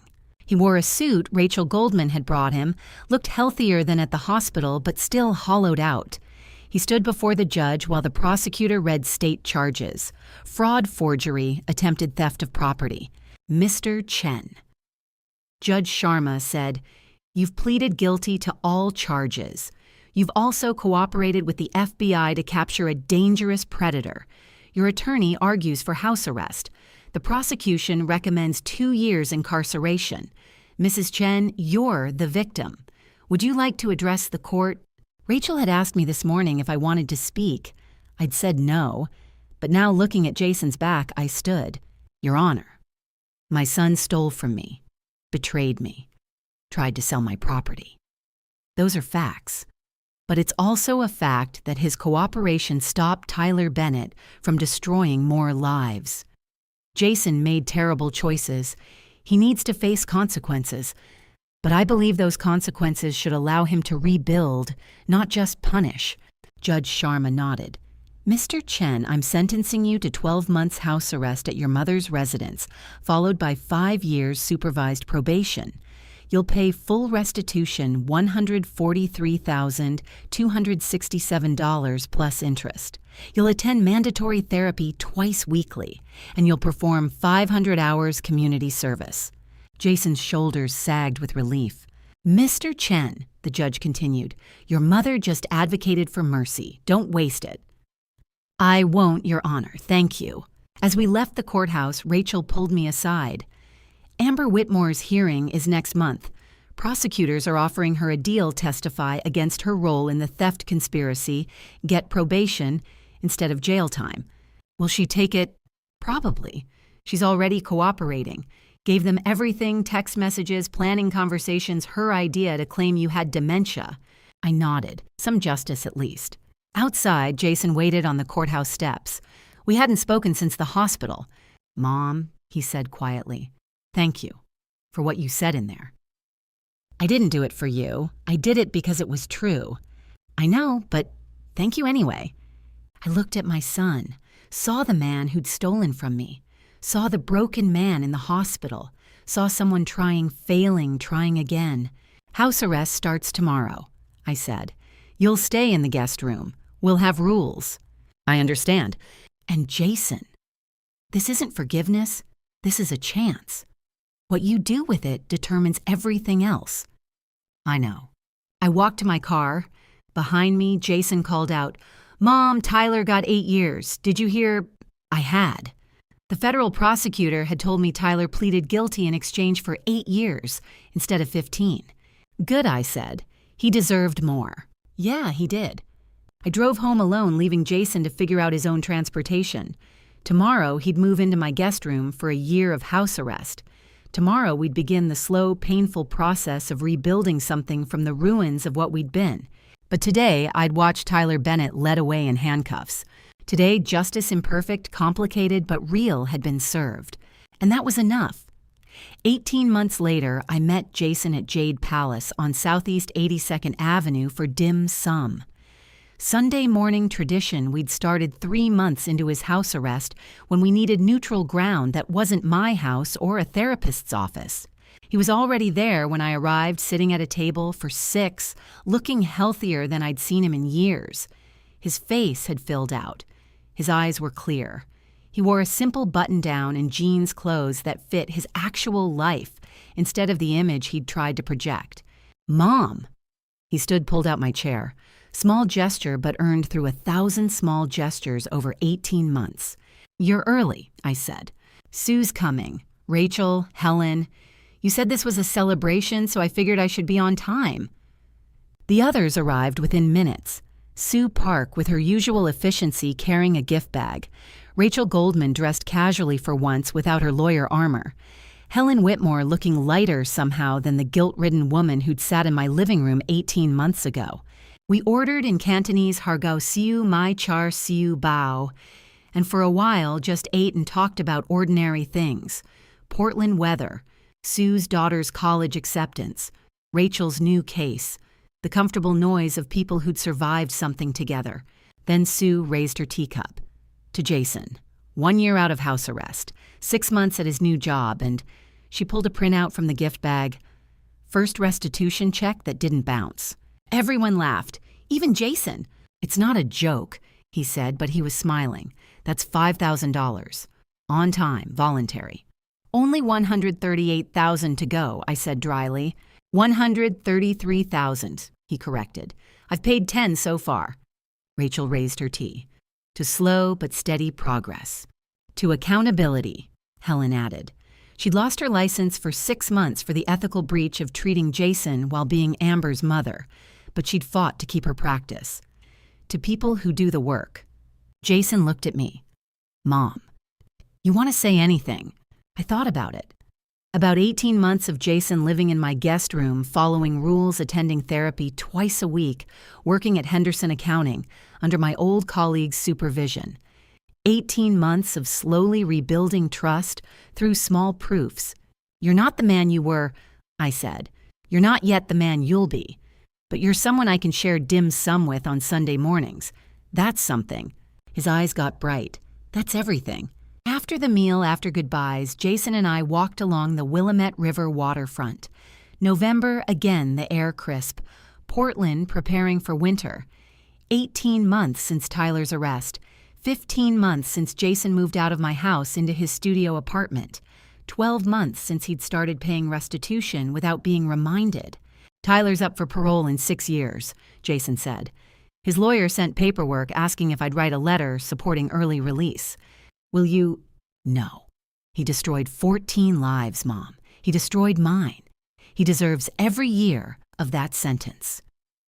Jason stopped walking, looked out at the river. I saw Amber last month downtown. She didn't see me. How'd that feel? Weird. She looked exactly the same. Designer clothes, Instagram smile. Like nothing had happened. She got probation right. No jail time, so 18 months probation. Community service. She testified against Tyler's other co-conspirators. Must be nice getting to walk away clean. She didn't walk away clean, Jason. She destroyed her relationship with her parents. Helen barely speaks to her, and everyone who knows what she did sees her differently now. She's paying a price, just not the one we'd choose. We walked further. A jogger passed. A family with a dog. Normal people living normal lives. Mom, can I ask you something? Always. Have you forgiven me? The question I'd been waiting 18 months for. The question I still didn't have a simple answer to. Some days, I said honestly, I look at you and I don't see the theft anymore. I just see my son working hard trying to be better.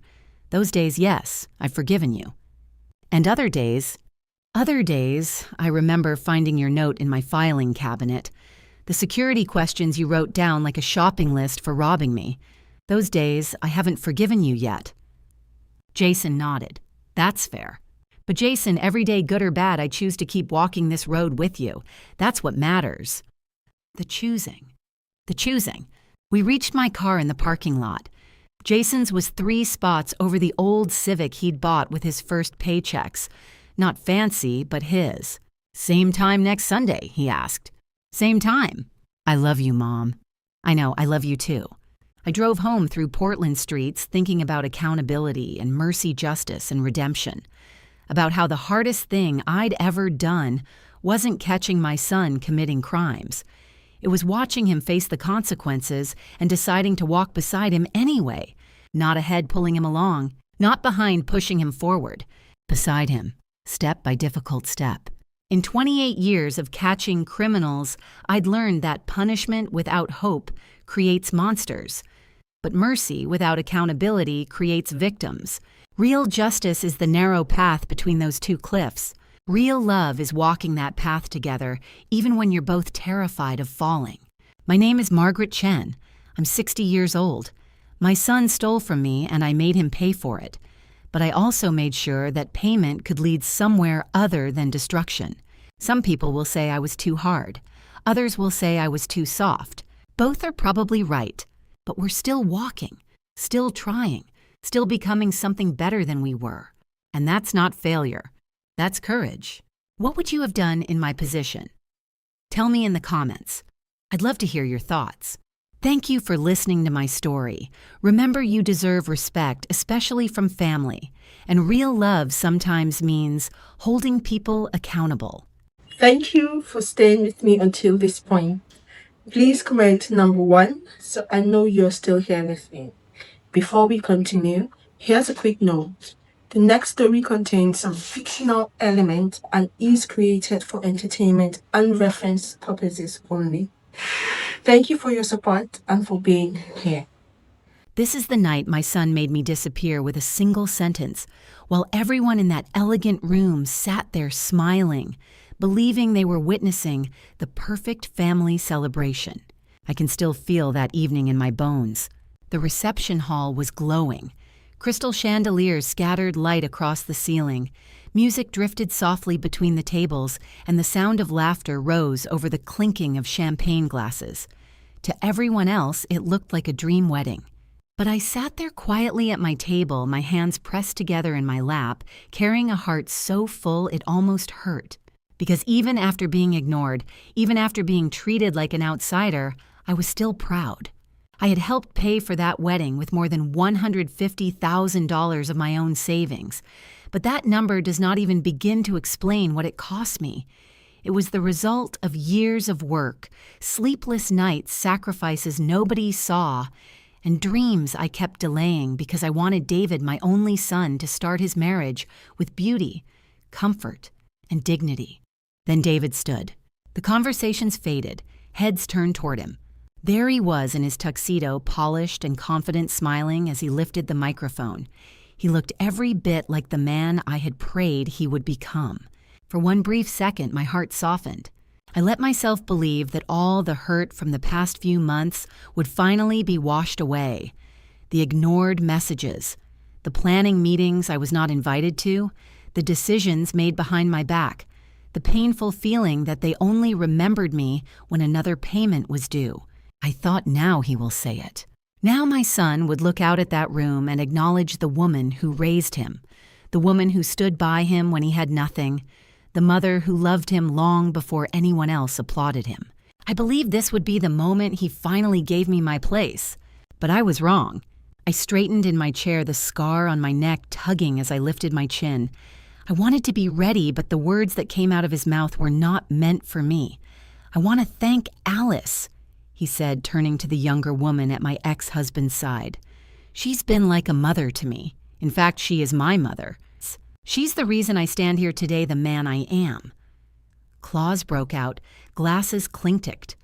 Alice pressed her manicured hand to her chest, pretending to fight back tears. And then, almost as an afterthought, David waved his hand in my direction. And of course, Marcia. She's helped so much with the household, always there keeping things tidy.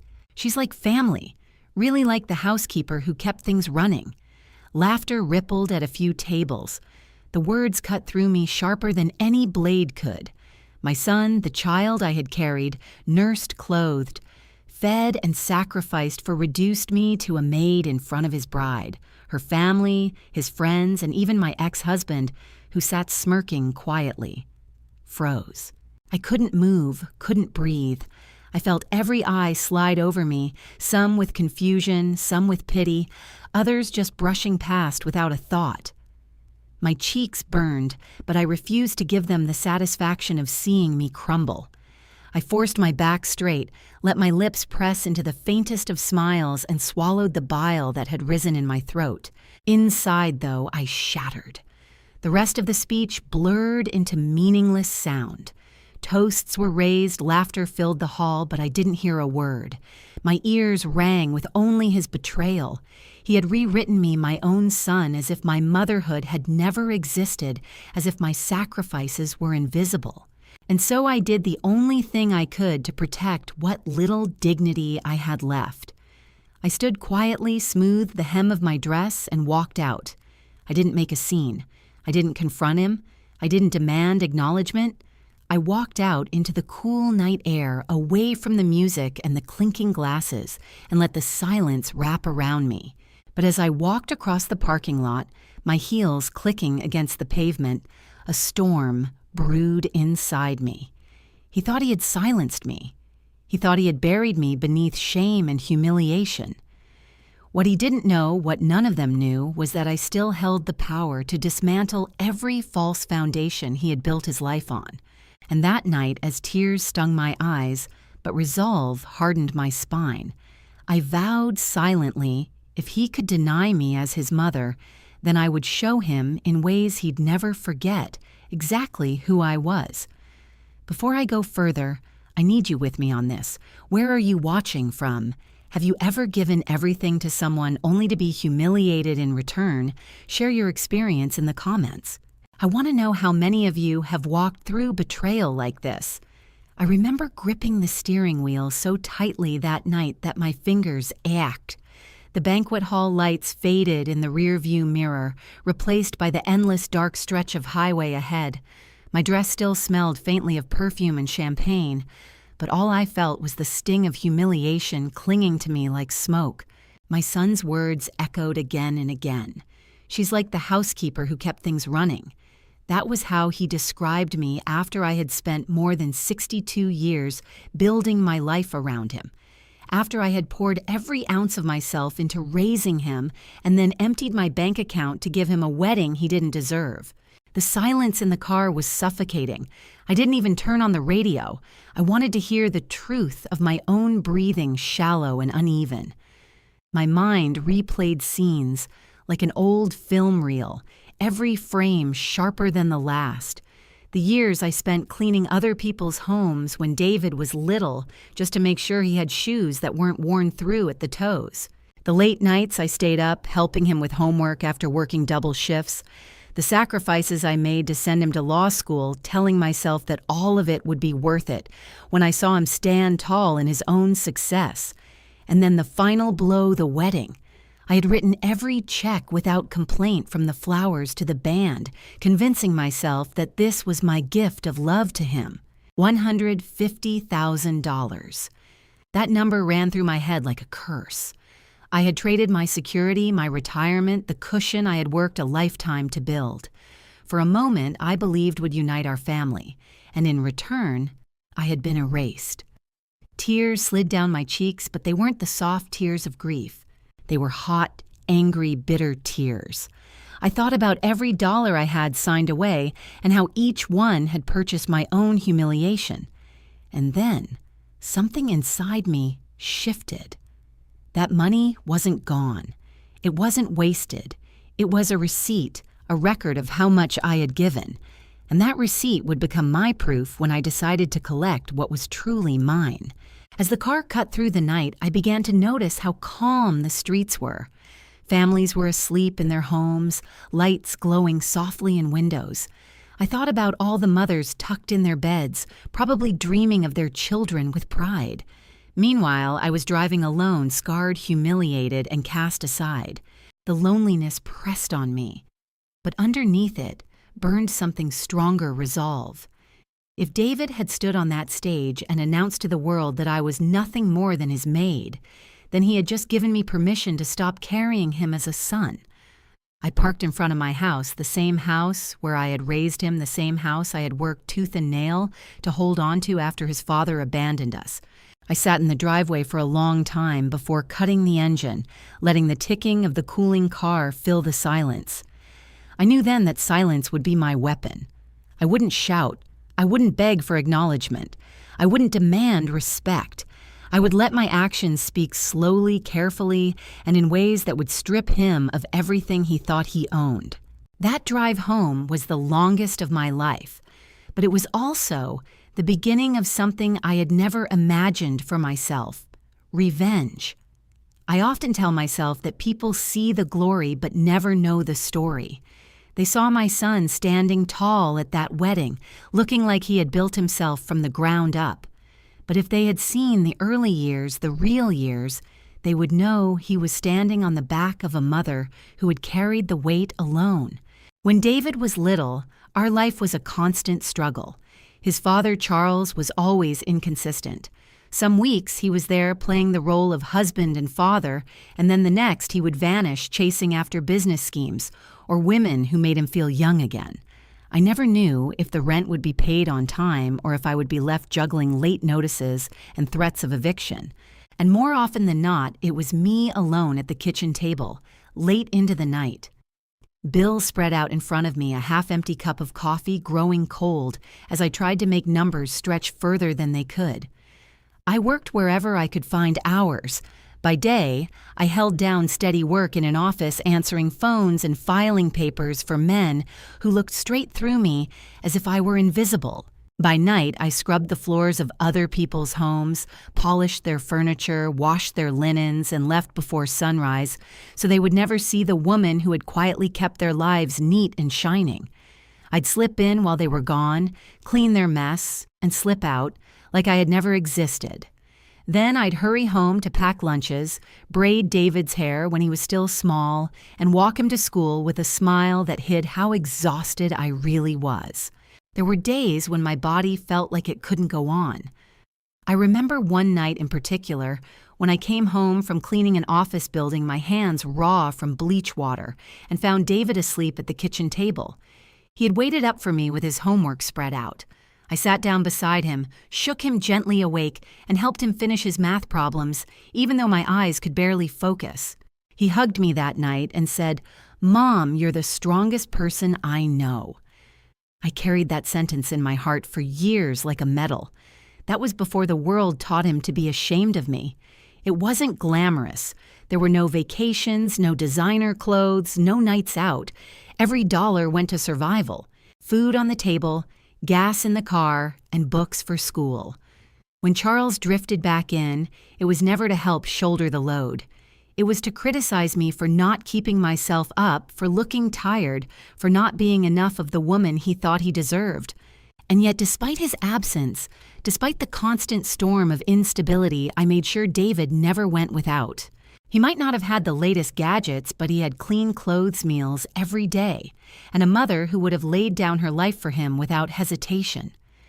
Looking back, I realized those years shaped me into steel. Sacrifice became my second language dignity, my shield. I never let my son see how deeply I was breaking down inside. He saw a mother who could handle anything, even if it meant swallowing her pride. What I didn't know then was that every sacrifice was also a seed that would later bloom into bitterness when he grew up and forgot the cost of his success. But that's the thing about seeds. They don't die just because people pretend not to notice them. They grow in silence under the surface until one day they break through with force. And as I think back on those early years, I see clearly now that my sacrifices weren't just the story of how I raised my son. They were the story of how I was preparing myself for the day I would reclaim everything he tried to take from me. Life has a way of knocking you down at the exact moment you think you found your footing. For me, it was the day the doctor leaned across his desk and said the word tumor. Thyroid, he explained. They would need to test to cut to monitor. I sat there frozen, my hands clenched in my lap as though, if I held still enough, maybe the word wouldn't stick. But it did. It stuck like glue to the walls of my mind. The months that followed felt like a blur of hospital visits, medication, and the cold touch of machines. The treatments were exhausting. My body weakened, my energy drained, and the scar that would forever mark my neck began to form. It wasn't just the physical toll. It was the mirror staring back at me every morning, reflecting a woman I barely recognized. The swelling around my neck made me self-conscious, and I found myself pulling scarves high, hiding from my own reflection as much as from the world outside. But the hardest blow didn't come from the diagnosis. It came from the man who was supposed to stand beside me through sickness and health. Charles grew distant. At first it was subtle. Shorter visits to the hospital, hurried phone calls. Then it became glaring. Excuses to stay late at work, silence at the dinner table weekends away that he didn't bother to explain. The more fragile I became, the stronger his distance grew. And then one night, without argument or even a goodbye, he simply didn't come home. His things were gone. Just like that, he had left. I had always known Charles's love was shallow, but nothing prepared me for the cruelty of being abandoned when I needed him most. The betrayal cut deeper than any scalpel could. I was battling for my health, but I was also suddenly battling for survival emotionally, financially, and as a mother. David was a teenager then, old enough to understand, but too young to truly grasp the depth of the wound. Charles began parading Alice into his life. Young, vibrant, unscarred. She became a presence at events, a cheerful distraction from the mother who was tired, swollen, and marked by illness. Slowly, without realizing it, David's loyalties began to shift. He liked her easy smile, her polished words, her way of making him feel like he was stepping into a brighter, shinier world. And I, still recovering, could feel my son slipping further and further from my arms. The financial strain was relentless.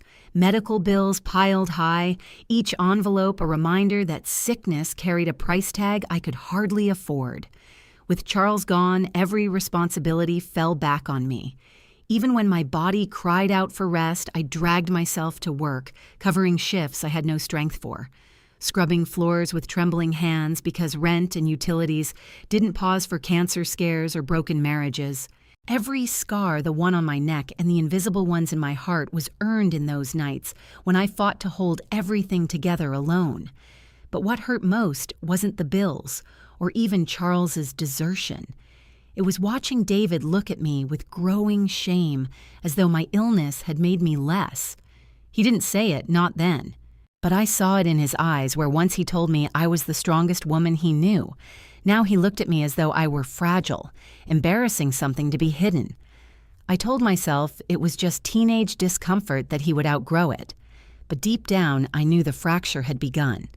And standing at my mirror one night, staring at the angry scar running across my throat, I whispered a truth to myself I had never said out loud. They left me when I needed them most, but I am still here. That whisper became my anchor. They could take their distance, their polished images, their shallow love, but they couldn't take the fact that I was a survivor. When Charles left, he didn't leave me to heal in peace. He filled the void with someone new, someone younger, someone unscarred. Her name was Alice. The first time I saw her, it was at a school event for David. She walked in on Charles's arm with a confidence that was hard to ignore. Head high, clothes pristine, every step calculated to be noticed, and noticed she was.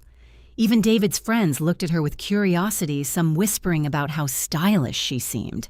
I sat a few rows back, scarf pulled tight around my neck, trying to shrink into the seat. Alice was everything Charles thought I wasn't anymore.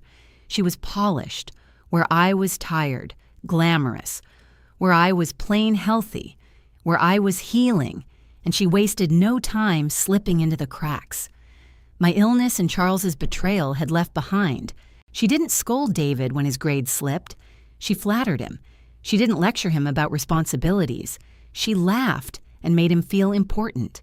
Slowly, I watched as she positioned herself not just as Charles's companion, but as a new kind of mother in my son's eyes. David was drawn to her.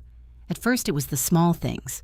How she remembered his favorite snacks, how she bought him gifts just because. Then it became more serious. She started helping him with things I had always managed.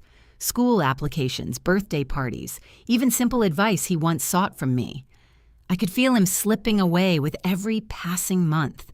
It wasn't that he stopped loving me entirely, but he began to look at me differently. Where Alice sparkled with youth and confidence, I was the reminder of struggle and scars. I knew it in the way he hesitated to invite his friends over to my small, tidy house, but bragged about weekends at his father's with Alice. I saw it in how he rushed to tell me stories about things Alice had said or done, as if waiting for my approval, as though her opinion carried more weight than mine. And slowly he began to look embarrassed when I showed up in my work uniform or when I wore the scarves that hid the swelling in my neck. It was as though he decided one version of mother was acceptable and another was not, and I was the one being pushed out. Alice never had to say much to me directly. Her power was in what she didn't say. The polite smiles, the subtle way she placed a hand on David's shoulder in my presence, the faint tone of ownership in her voice when she referred to him as our boy.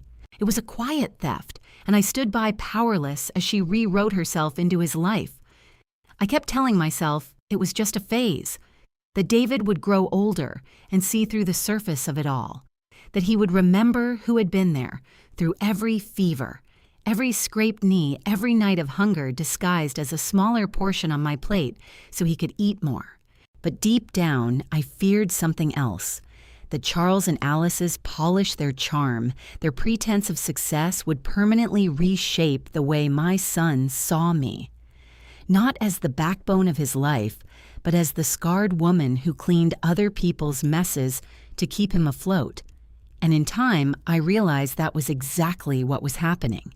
There are nights etched into my memory so vividly that I can still smell the sting of bleach and the bitter taste of strong coffee that kept me upright.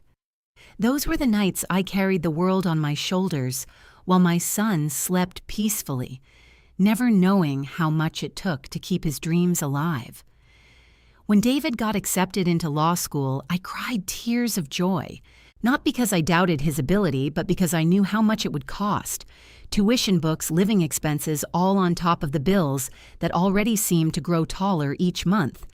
His father, Charles, made a show of pride at family gatherings. But when the envelopes arrived in the mail, it was my hands that opened them, my account that paid them. I picked up extra shifts at the office during the day, but it was never enough. So at night, when the rest of the world slept, I changed out of my heels and slipped into sneakers, grabbed a bucket and rags, and headed to downtown buildings where the lights never went out. There I scrubbed floors until my back screamed. Polished desks that had been carelessly left sticky with coffee rings and emptied trash bins, full of papers that men in suits would never think twice about.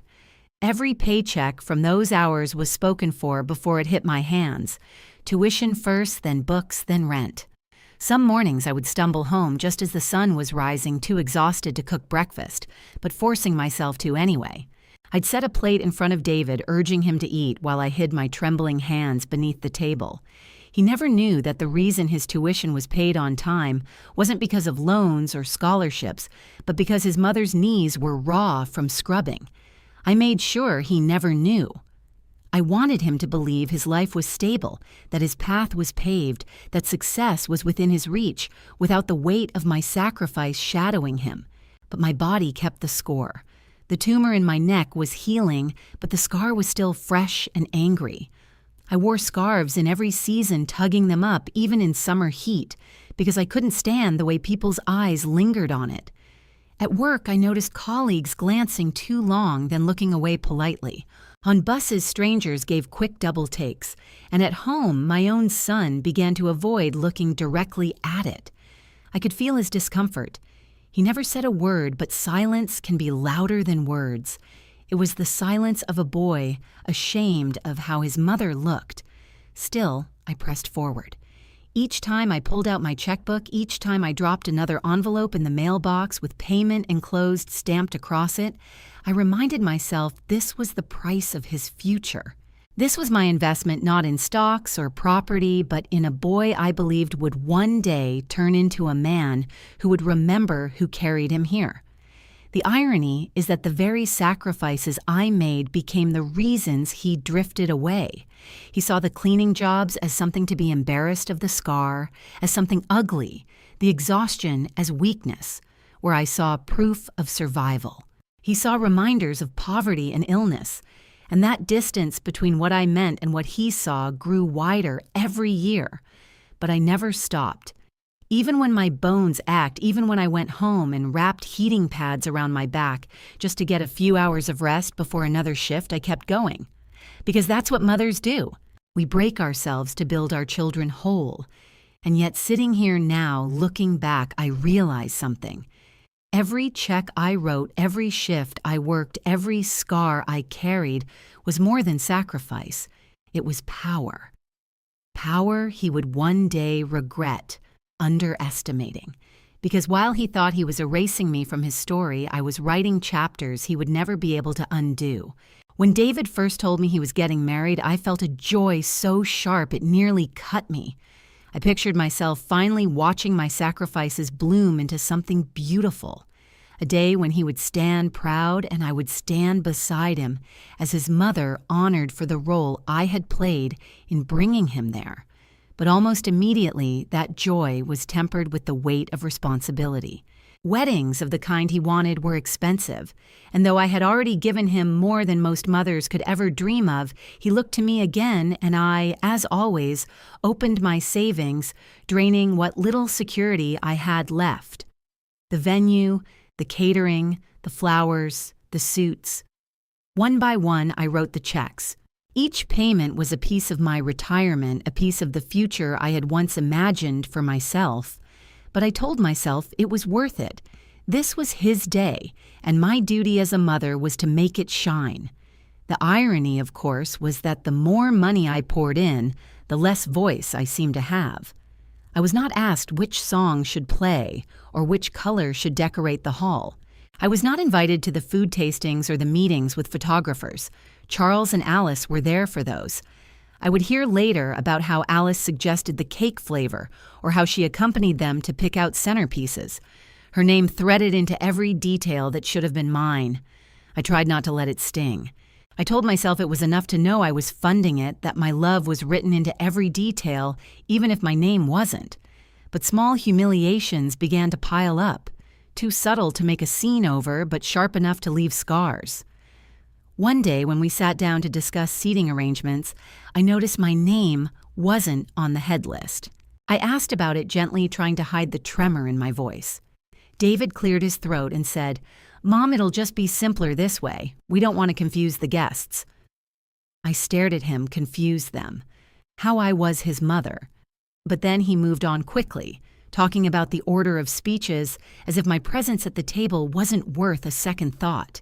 Another time, I found out that the bride's family had been told Alice was playing a major role in the wedding planning, as though she were the one who had earned that position, not me. The message was clear, even if it wasn't spoken outright.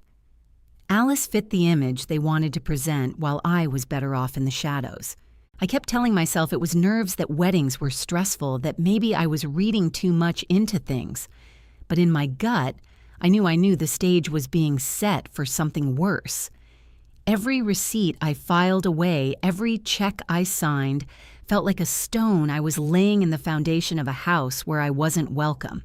And yet I continued because I thought love and sacrifice could cover the cracks. I thought that money would translate to honor. But the truth was simmering just beneath the surface. And as the date drew closer, I could feel it pressing down on me. The sense that the same love I was pouring out would be used as the very weapon to cut me down. The room was lit like a dream. Golden chandeliers shimmering above crystal glasses, catching the light, and soft music humming in the background. I sat at my table, spine-straight hands folded neatly in my lap, waiting. It was the moment every mother dreams of, the moment she is introduced, not just as a guest, but as the heart behind the man standing in front of the world. I waited for my name. David took the microphone with a smile so broad it nearly split his face. His bride glowed beside him, her family beaming with pride. My chest swelled even after all the subtle humiliations that had preceded this night. I told myself this was it, the moment he would look at me, his real mother, and acknowledge everything I had done to carry him here. Instead, he turned to Alice. "I want to thank Alice." He began, his voice strong and sure. "She's been like a mother to me. In fact, she is my mother. She's the reason I stand here today, as the man I am." Applause thundered through the hall. Glasses clinked. His words rolled over me like ice water. Alice pressed her manicured hand to her chest and gave a dainty, tearful nod, her lips trembling just enough to seem sincere. Guests leaned in, smiling at her, whispering to one another, their eyes filled with admiration. And then, with a casual cruelty of someone brushing lint from a jacket, David gestured toward me. "And of course, Marcia, she's helped so much with the household, always there, keeping things tidy. She's like family. Really like the housekeeper who kept things running." A few guests laughed softly, unsure if it was meant as a joke. Others glanced at me briefly, some with pity, others with confusion, before turning their attention back to him. I felt every gaze cut across me like a blade. Charles sat in silence, his face betraying nothing, not a word of correction, not even the smallest gesture to acknowledge me. He allowed Alice to bask in a false crown, smiling faintly, as though everything was unfolding exactly as he had planned. Alice leaned into the attention, soaking in every glance and compliment that followed. She dabbed the corner of her eye with a napkin, playing the part of the honored matriarch. She didn't need to say a word. The applause, the smiles, the way people reached to shake her hand, it told me everything in that room. At that moment, she had successfully stolen what was mine. I sat frozen, hands clenched tight beneath the tablecloth. The walls of the hall seemed to close in. The music muffled the air heavy. I had been reduced to nothing in the very space I had paid for. In the celebration I had built with my sacrifices, it was as though my motherhood had been stripped from me, in front of everyone erased with a single sentence. The crushing weight of it pressed into my chest. I thought of the nights I had stayed awake working, of the mornings I had dragged myself out of bed, despite illness, of the checks I had written with trembling hands, and all of it had led to this, the public denial of who I was. I didn't speak, I didn't move. I simply sat in that chair, forcing a faint smile onto my lips, though inside I was crumbling. Dignity was the only shield I had left. When the applause faded, I rose, quietly smoothed the fabric of my dress, and walked out of the hall. No one followed. No one stopped me. I left them to their laughter, their music, their toasts built on lies. But as I stepped into the night air, a truth settled into me, heavier than anything I had ever carried. My son had killed something inside me that night, and yet in doing so, he had awakened something else, something that would not stay silent. The air outside the banquet hall was crisp, the kind of air that should have refreshed me, but instead it carried the sting of everything I had just endured. Behind me, laughter and music spilled faintly through the closed doors. Inside, my son was celebrating his new life while erasing mine. But I didn't rush back in. I didn't demand to be heard. I didn't beg for recognition. I walked away quietly, deliberately, each step carrying more meaning than any words could. There is a power in silence that most people don't understand. To them, silence looks like defeat. To me, that night, it became the very first act of my revenge. By refusing to fight publicly, I denied them the spectacle they expected. They wanted me to break, to cry out, to lose control so they could say, "See, this is why we didn't acknowledge her." Instead, I straightened my shoulders, lifted my chin, and walked with a grace they could never take from me. I would not let them watch me crumble. As my heels tapped against the pavement, the symbolism of it all weighed on me. My son had thrown away his dignity in front of everyone by diminishing the woman who made him. But I had kept mine intact by leaving without a scene. He thought he had silenced me, but silence can roar louder than any outburst. It leaves people unsettled, wondering what storm might be building beneath the stillness. Walking away meant I took the power with me. Inside that hall, they toasted lies. Outside, I carried the truth, the receipts of every sacrifice, every dollar, every scar. They believed I was erased, but I knew better. I had not lost my voice. I was choosing when and how to use it. And when I did, it would not be in front of a crowd that applauded falsehoods. It would be in ways that stripped them piece by piece until there was nothing left but the truth they had tried to bury. I remember stopping briefly by my car, one hand pressed against the cool metal, steadying myself. My eyes burned with unshed tears, but my heart beat with something new: resolve. My silence wasn't weakness, it was strategy. My dignity wasn't lost, it was sharpened into a weapon. In that quiet exit, I set the tone for everything that would come after. They thought I was walking away from the wedding. What they didn't know was that I was walking toward their reckoning. When I got home that night, I didn't bother turning on the lights. I sat in the dark shoes, still on my feet, dress still clinging to me, staring into the quiet. The humiliation from the wedding clung to me like smoke, but as the hours passed, the silence gave birth to something else: memory. My eyes drifted to the old wooden cabinet in the corner, to the bottom drawer where I had tucked away papers years ago. Papers that told a story my son had long forgotten, or perhaps had never truly known. That house, the one he now lived in and boasted about to his friends, had not simply fallen into his lap. It had been fought for inch by inch, dollar by dollar, when Charles and I split apart. Divorce is never clean, and ours was brutal. Charles wanted everything: the house, the car, even accounts he had hardly contributed to. He believed walking out meant walking away with the spoils, leaving me with scraps. But I wouldn't let him. That house was more than bricks and wood. It was where I had rocked David to sleep as a baby, where I had patched holes in school uniforms, where I had held us together when Charles wandered off, chasing someone new. I fought tooth and nail to keep it, and I won. The memory came back sharp, sitting across from Charles in that courtroom, his lawyer smirking as though I didn't stand a chance. My hands had trembled, but my voice had not. I laid out proof of every payment I had made, every sacrifice, every dollar that had gone into maintaining that house. And when the ruling came down, it was mine. My name on the deed, my signature on the mortgage, my home and no one else's. In the years that followed, I worked endlessly to keep it. Bills piled high, repairs drained my pockets, but I never let it go. And when David grew older, needing a place to live while building his life, I let him move in. I told myself it was what mothers did, making sure their children had a foundation, even if it meant I shouldered the burden. He lived there as if it were his own, decorating, inviting friends over, even speaking as though he had earned it. I never corrected him. I thought my silence was love. I thought letting him believe it was his would help him feel strong.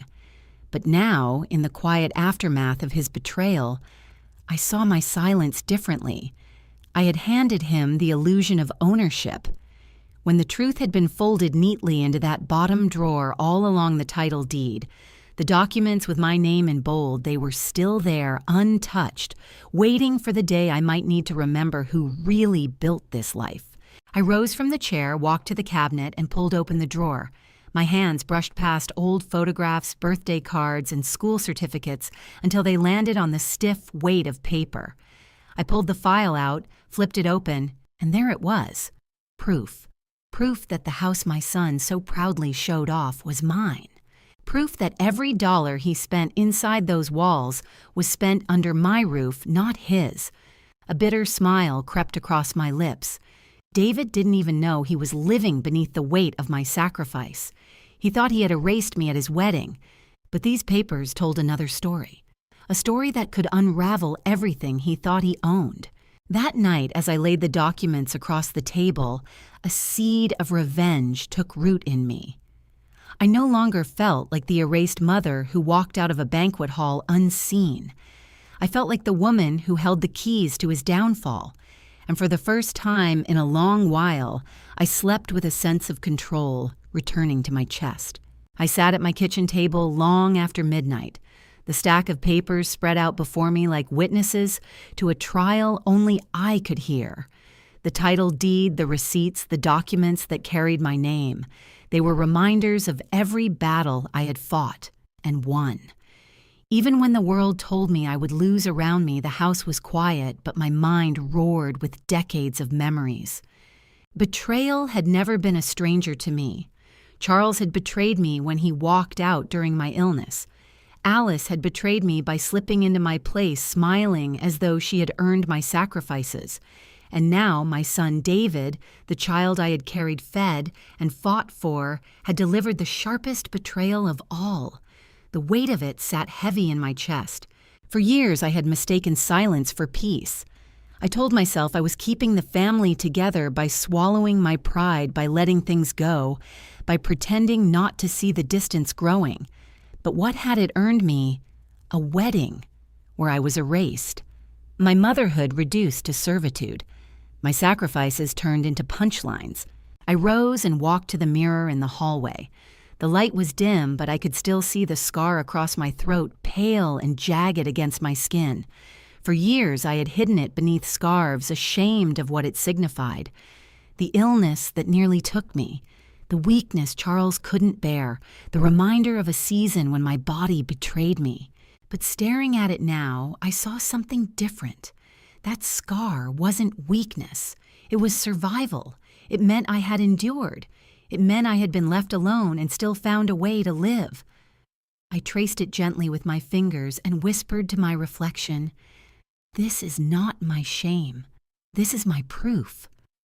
In that moment, something inside me shifted. I was no longer the woman who would bow her head and accept humiliation. I was no longer the mother who would give endlessly while being erased. I was a survivor, marked but unbroken, scarred but stronger. I sat back down at the table, gathered the papers, and placed them neatly in front of me. I didn't know exactly how yet, but I knew one thing with certainty. I would not be silent anymore. The same strength that carried me through nights of scrubbing floors and days of healing from surgeries would now carry me through a different kind of battle. This one wasn't for survival, it was for dignity.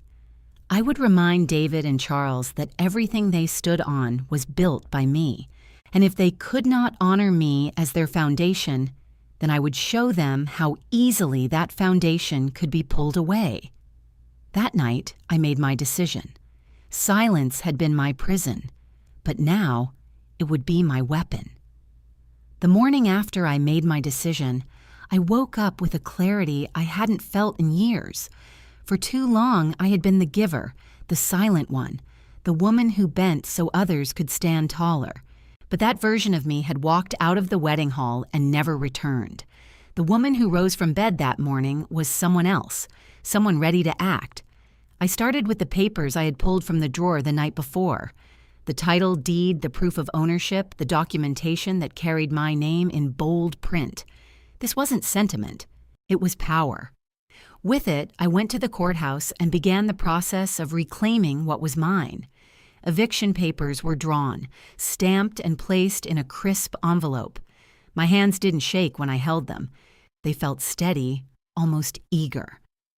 It wasn't long before David and his new bride got the shock of their lives. They had barely returned from their honeymoon when I showed up at the house. The very house they called theirs, the one they flaunted on social media with wide smiles and captions about new beginnings. I stood at the doorway with the envelope in my hand, the weight of decades balanced on my shoulders. David answered, looking surprised to see me. His wife lingered behind him, still glowing in the aftertaste of wedding celebrations. "Mom," he said, his voice edged with caution as though he hadn't quite decided how to treat me after what happened at the dinner. I handed him the envelope. "Open it," I said simply. He tore it open, his eyes skimming the words. Confusion clouded his face at first, then disbelief, then a sharp edge of panic. His bride stepped forward, snatching the papers from his hands, reading them with widening eyes. "Eviction," she whispered, her voice tight. This is a mistake." But it wasn't. I laid the title deed on the entry table for them to see. My name in bold letters stared back at them. "This house is mine," I said, my voice calm but unyielding. "It always has been. You've been living here under my roof on my grace, but that grace is gone. You have 30 days to leave." David's face flushed, a mix of shock and anger. "You can't do this," he sputtered. "This is my home." I met his eyes without flinching. "No, David, this is my home, and you will not erase me while living off the very foundation I built." Silence hung heavy in the room. His bride looked between us, her expression faltering. The truth was undeniable, written in ink that could not be argued away. For the first time in his life, David was seeing the woman behind his comfort, the backbone he had mistaken for weakness. I turned to leave, my heels steady against the hardwood floors. Behind me, their voices rose. Confusion, anger, desperation, but none of it moved me. I had taken the first piece from them, and it would not be the last.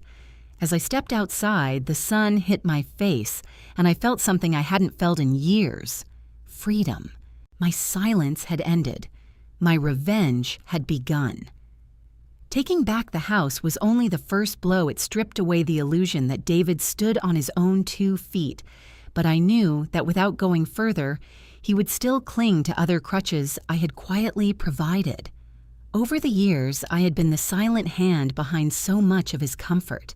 Co-signed accounts, hidden support credit cards he never realized I controlled. Now it was time to sever those strings one by one until the safety net he thought was his birthright collapsed beneath him. The first step was the joint account I had kept open for emergencies. For years, I deposited small amounts into it just in case David ever fell behind on bills or needed help. He had grown so accustomed to money appearing when he overspent that he never questioned it. That account was closed with a single signature. No warning, no explanation. One day he swiped his card at a restaurant and it declined. That was my silence speaking. Next were the credit cards. I had co-signed for him when he was younger, wanting to build his credit, wanting him to start strong. But those cards had become more than tools. They were lifelines he leaned on when his own spending spiraled. With one phone call, I canceled my ties to them. Overnight, his safety cushion was gone, and the debt he had piled up began knocking at his own door instead of mine. Then there were the bills I had been paying in secret. The car insurance covered quietly every month. The lingering student loan payment I had chipped away at behind the scenes so he could focus on his career without the stress of debt collectors. All of it stopped. For the first time in his life, David was forced to face the reality of adulthood without me standing in the shadows, absorbing the blows. But it wasn't just David. Charles, too, had grown fat off my silence. There were still remnants of financial ties left from the marriage. Accounts and old agreements I had never pressed him on utilities he had leaned on me to cover when it benefited him. Pulled those threads as well. The man who once prided himself on being the image of stability began to feel the walls closing in. Bills arrived in his mailbox without warning. Balances called in full. Obligations resurfacing after years of being buried under my patience. The unraveling was steady and deliberate. I didn't announce it. Didn't storm in with accusations or ultimatums. I simply withdrew one tie at a time, one quiet cut after another, until the very fabric of their false lives began to tear apart. I knew the effect it was having without even being in the room. The phone calls that came late at night unanswered. The messages filled with urgency that I deleted without opening. I could picture the arguments behind their doors, the confusion, the panic, as they realized the ground beneath them wasn't theirs at all, had always been mine. And through it all, I remained silent, steady, unmoved. They thought they had erased me, but what they were learning was that my presence had been stitched into every corner of their comfort. By cutting those stitches, I wasn't just reclaiming what was mine. I was forcing them to live without the mother, without the woman. They had spent years dismissing. This was only the second blow, but already their foundation was trembling. Charles had always believed himself untouchable. When he left me during my illness, when he flaunted Alice at David's milestones, when he sat silently as I was humiliated at the wedding, he carried himself with the arrogance of a man who thought the world would never hold him accountable. But arrogance has a way of blinding men to the cracks forming beneath their feet, and I knew exactly where those cracks were buried because I had lived them, paid for them, and carried them on my back long after he walked away. The divorce had left behind loose ends Charles thought would remain forgotten. Financial threads tucked into accounts he once controlled. Obligations he never fully met. Debts he assumed I was too weary to chase. But I hadn't forgotten, and now I wasn't weary. I was ready. With a steady hand, I reopened old records, bank statements, court filings, agreements that Charles had sidestepped over the years. He had avoided certain payments during the divorce by convincing the court of his financial hardship that never truly existed. I knew the truth then, but I had let it go, more concerned with survival than justice. Now justice was my revenge.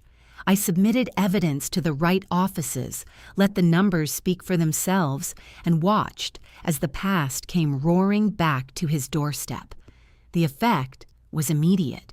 Calls from creditors, unexpected legal notices, inquiries into accounts he thought buried. Charles's carefully maintained image of stability began to unravel.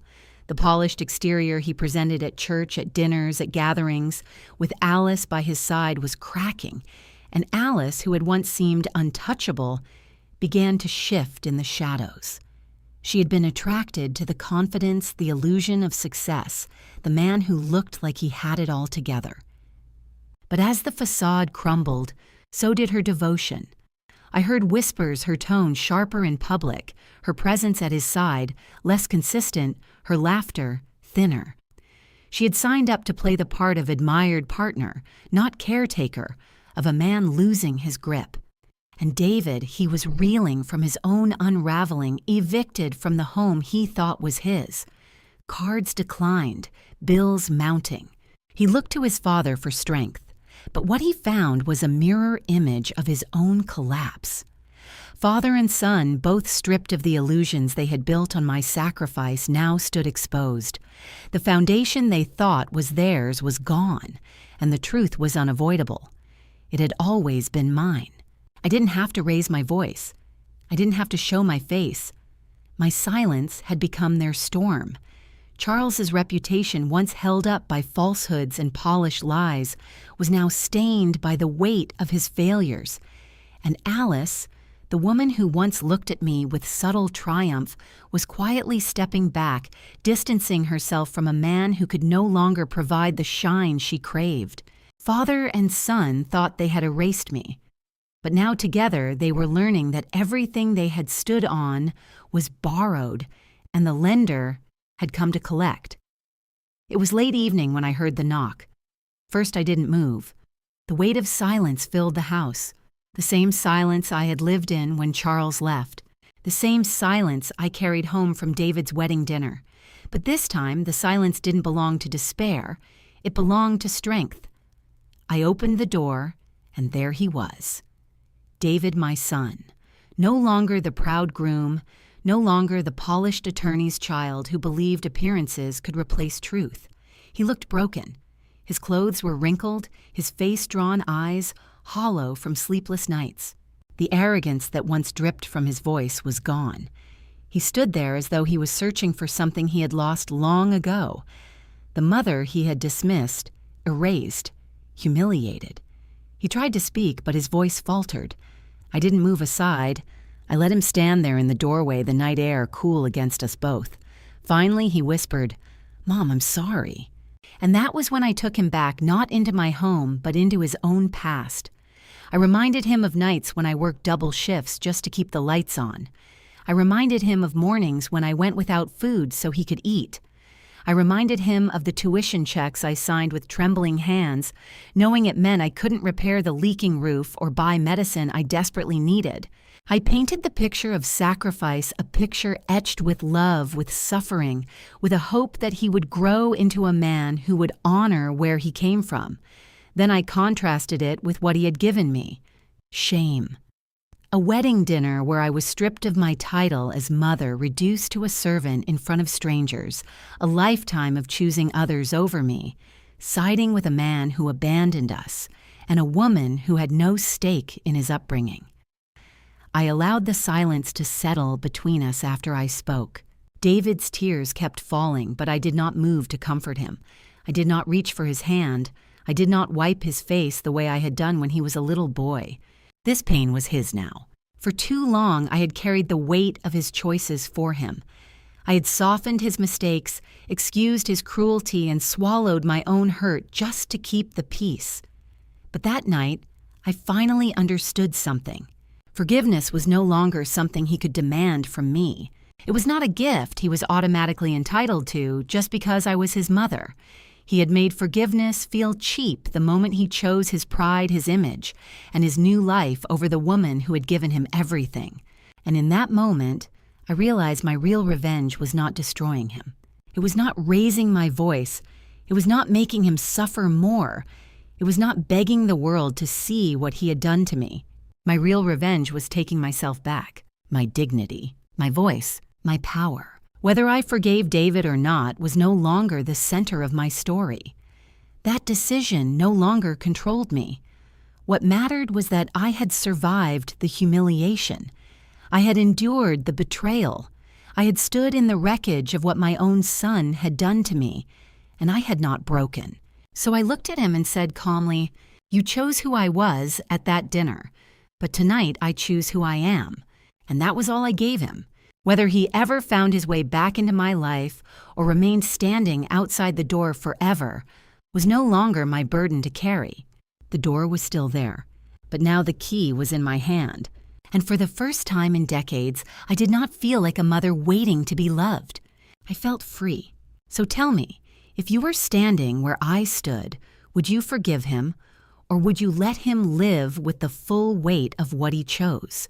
Write your thoughts in the comments because your answer may open the deepest part of this conversation. And if you stayed with me until the end, do not leave just yet. Subscribe so you never miss the next story of betrayal, strength and power reclaimed. And if this story touched something inside, you share it with someone who needs to remember this. Silence is not always weakness. Sometimes silence is the moment a woman stops begging to be heard and starts becoming impossible to ignore. Thank you for staying with us until the end. This story is a work of fiction, created solely for entertainment purposes. If you enjoyed it, don't forget to like, subscribe, and share your thoughts in the comments below. See you in the next video.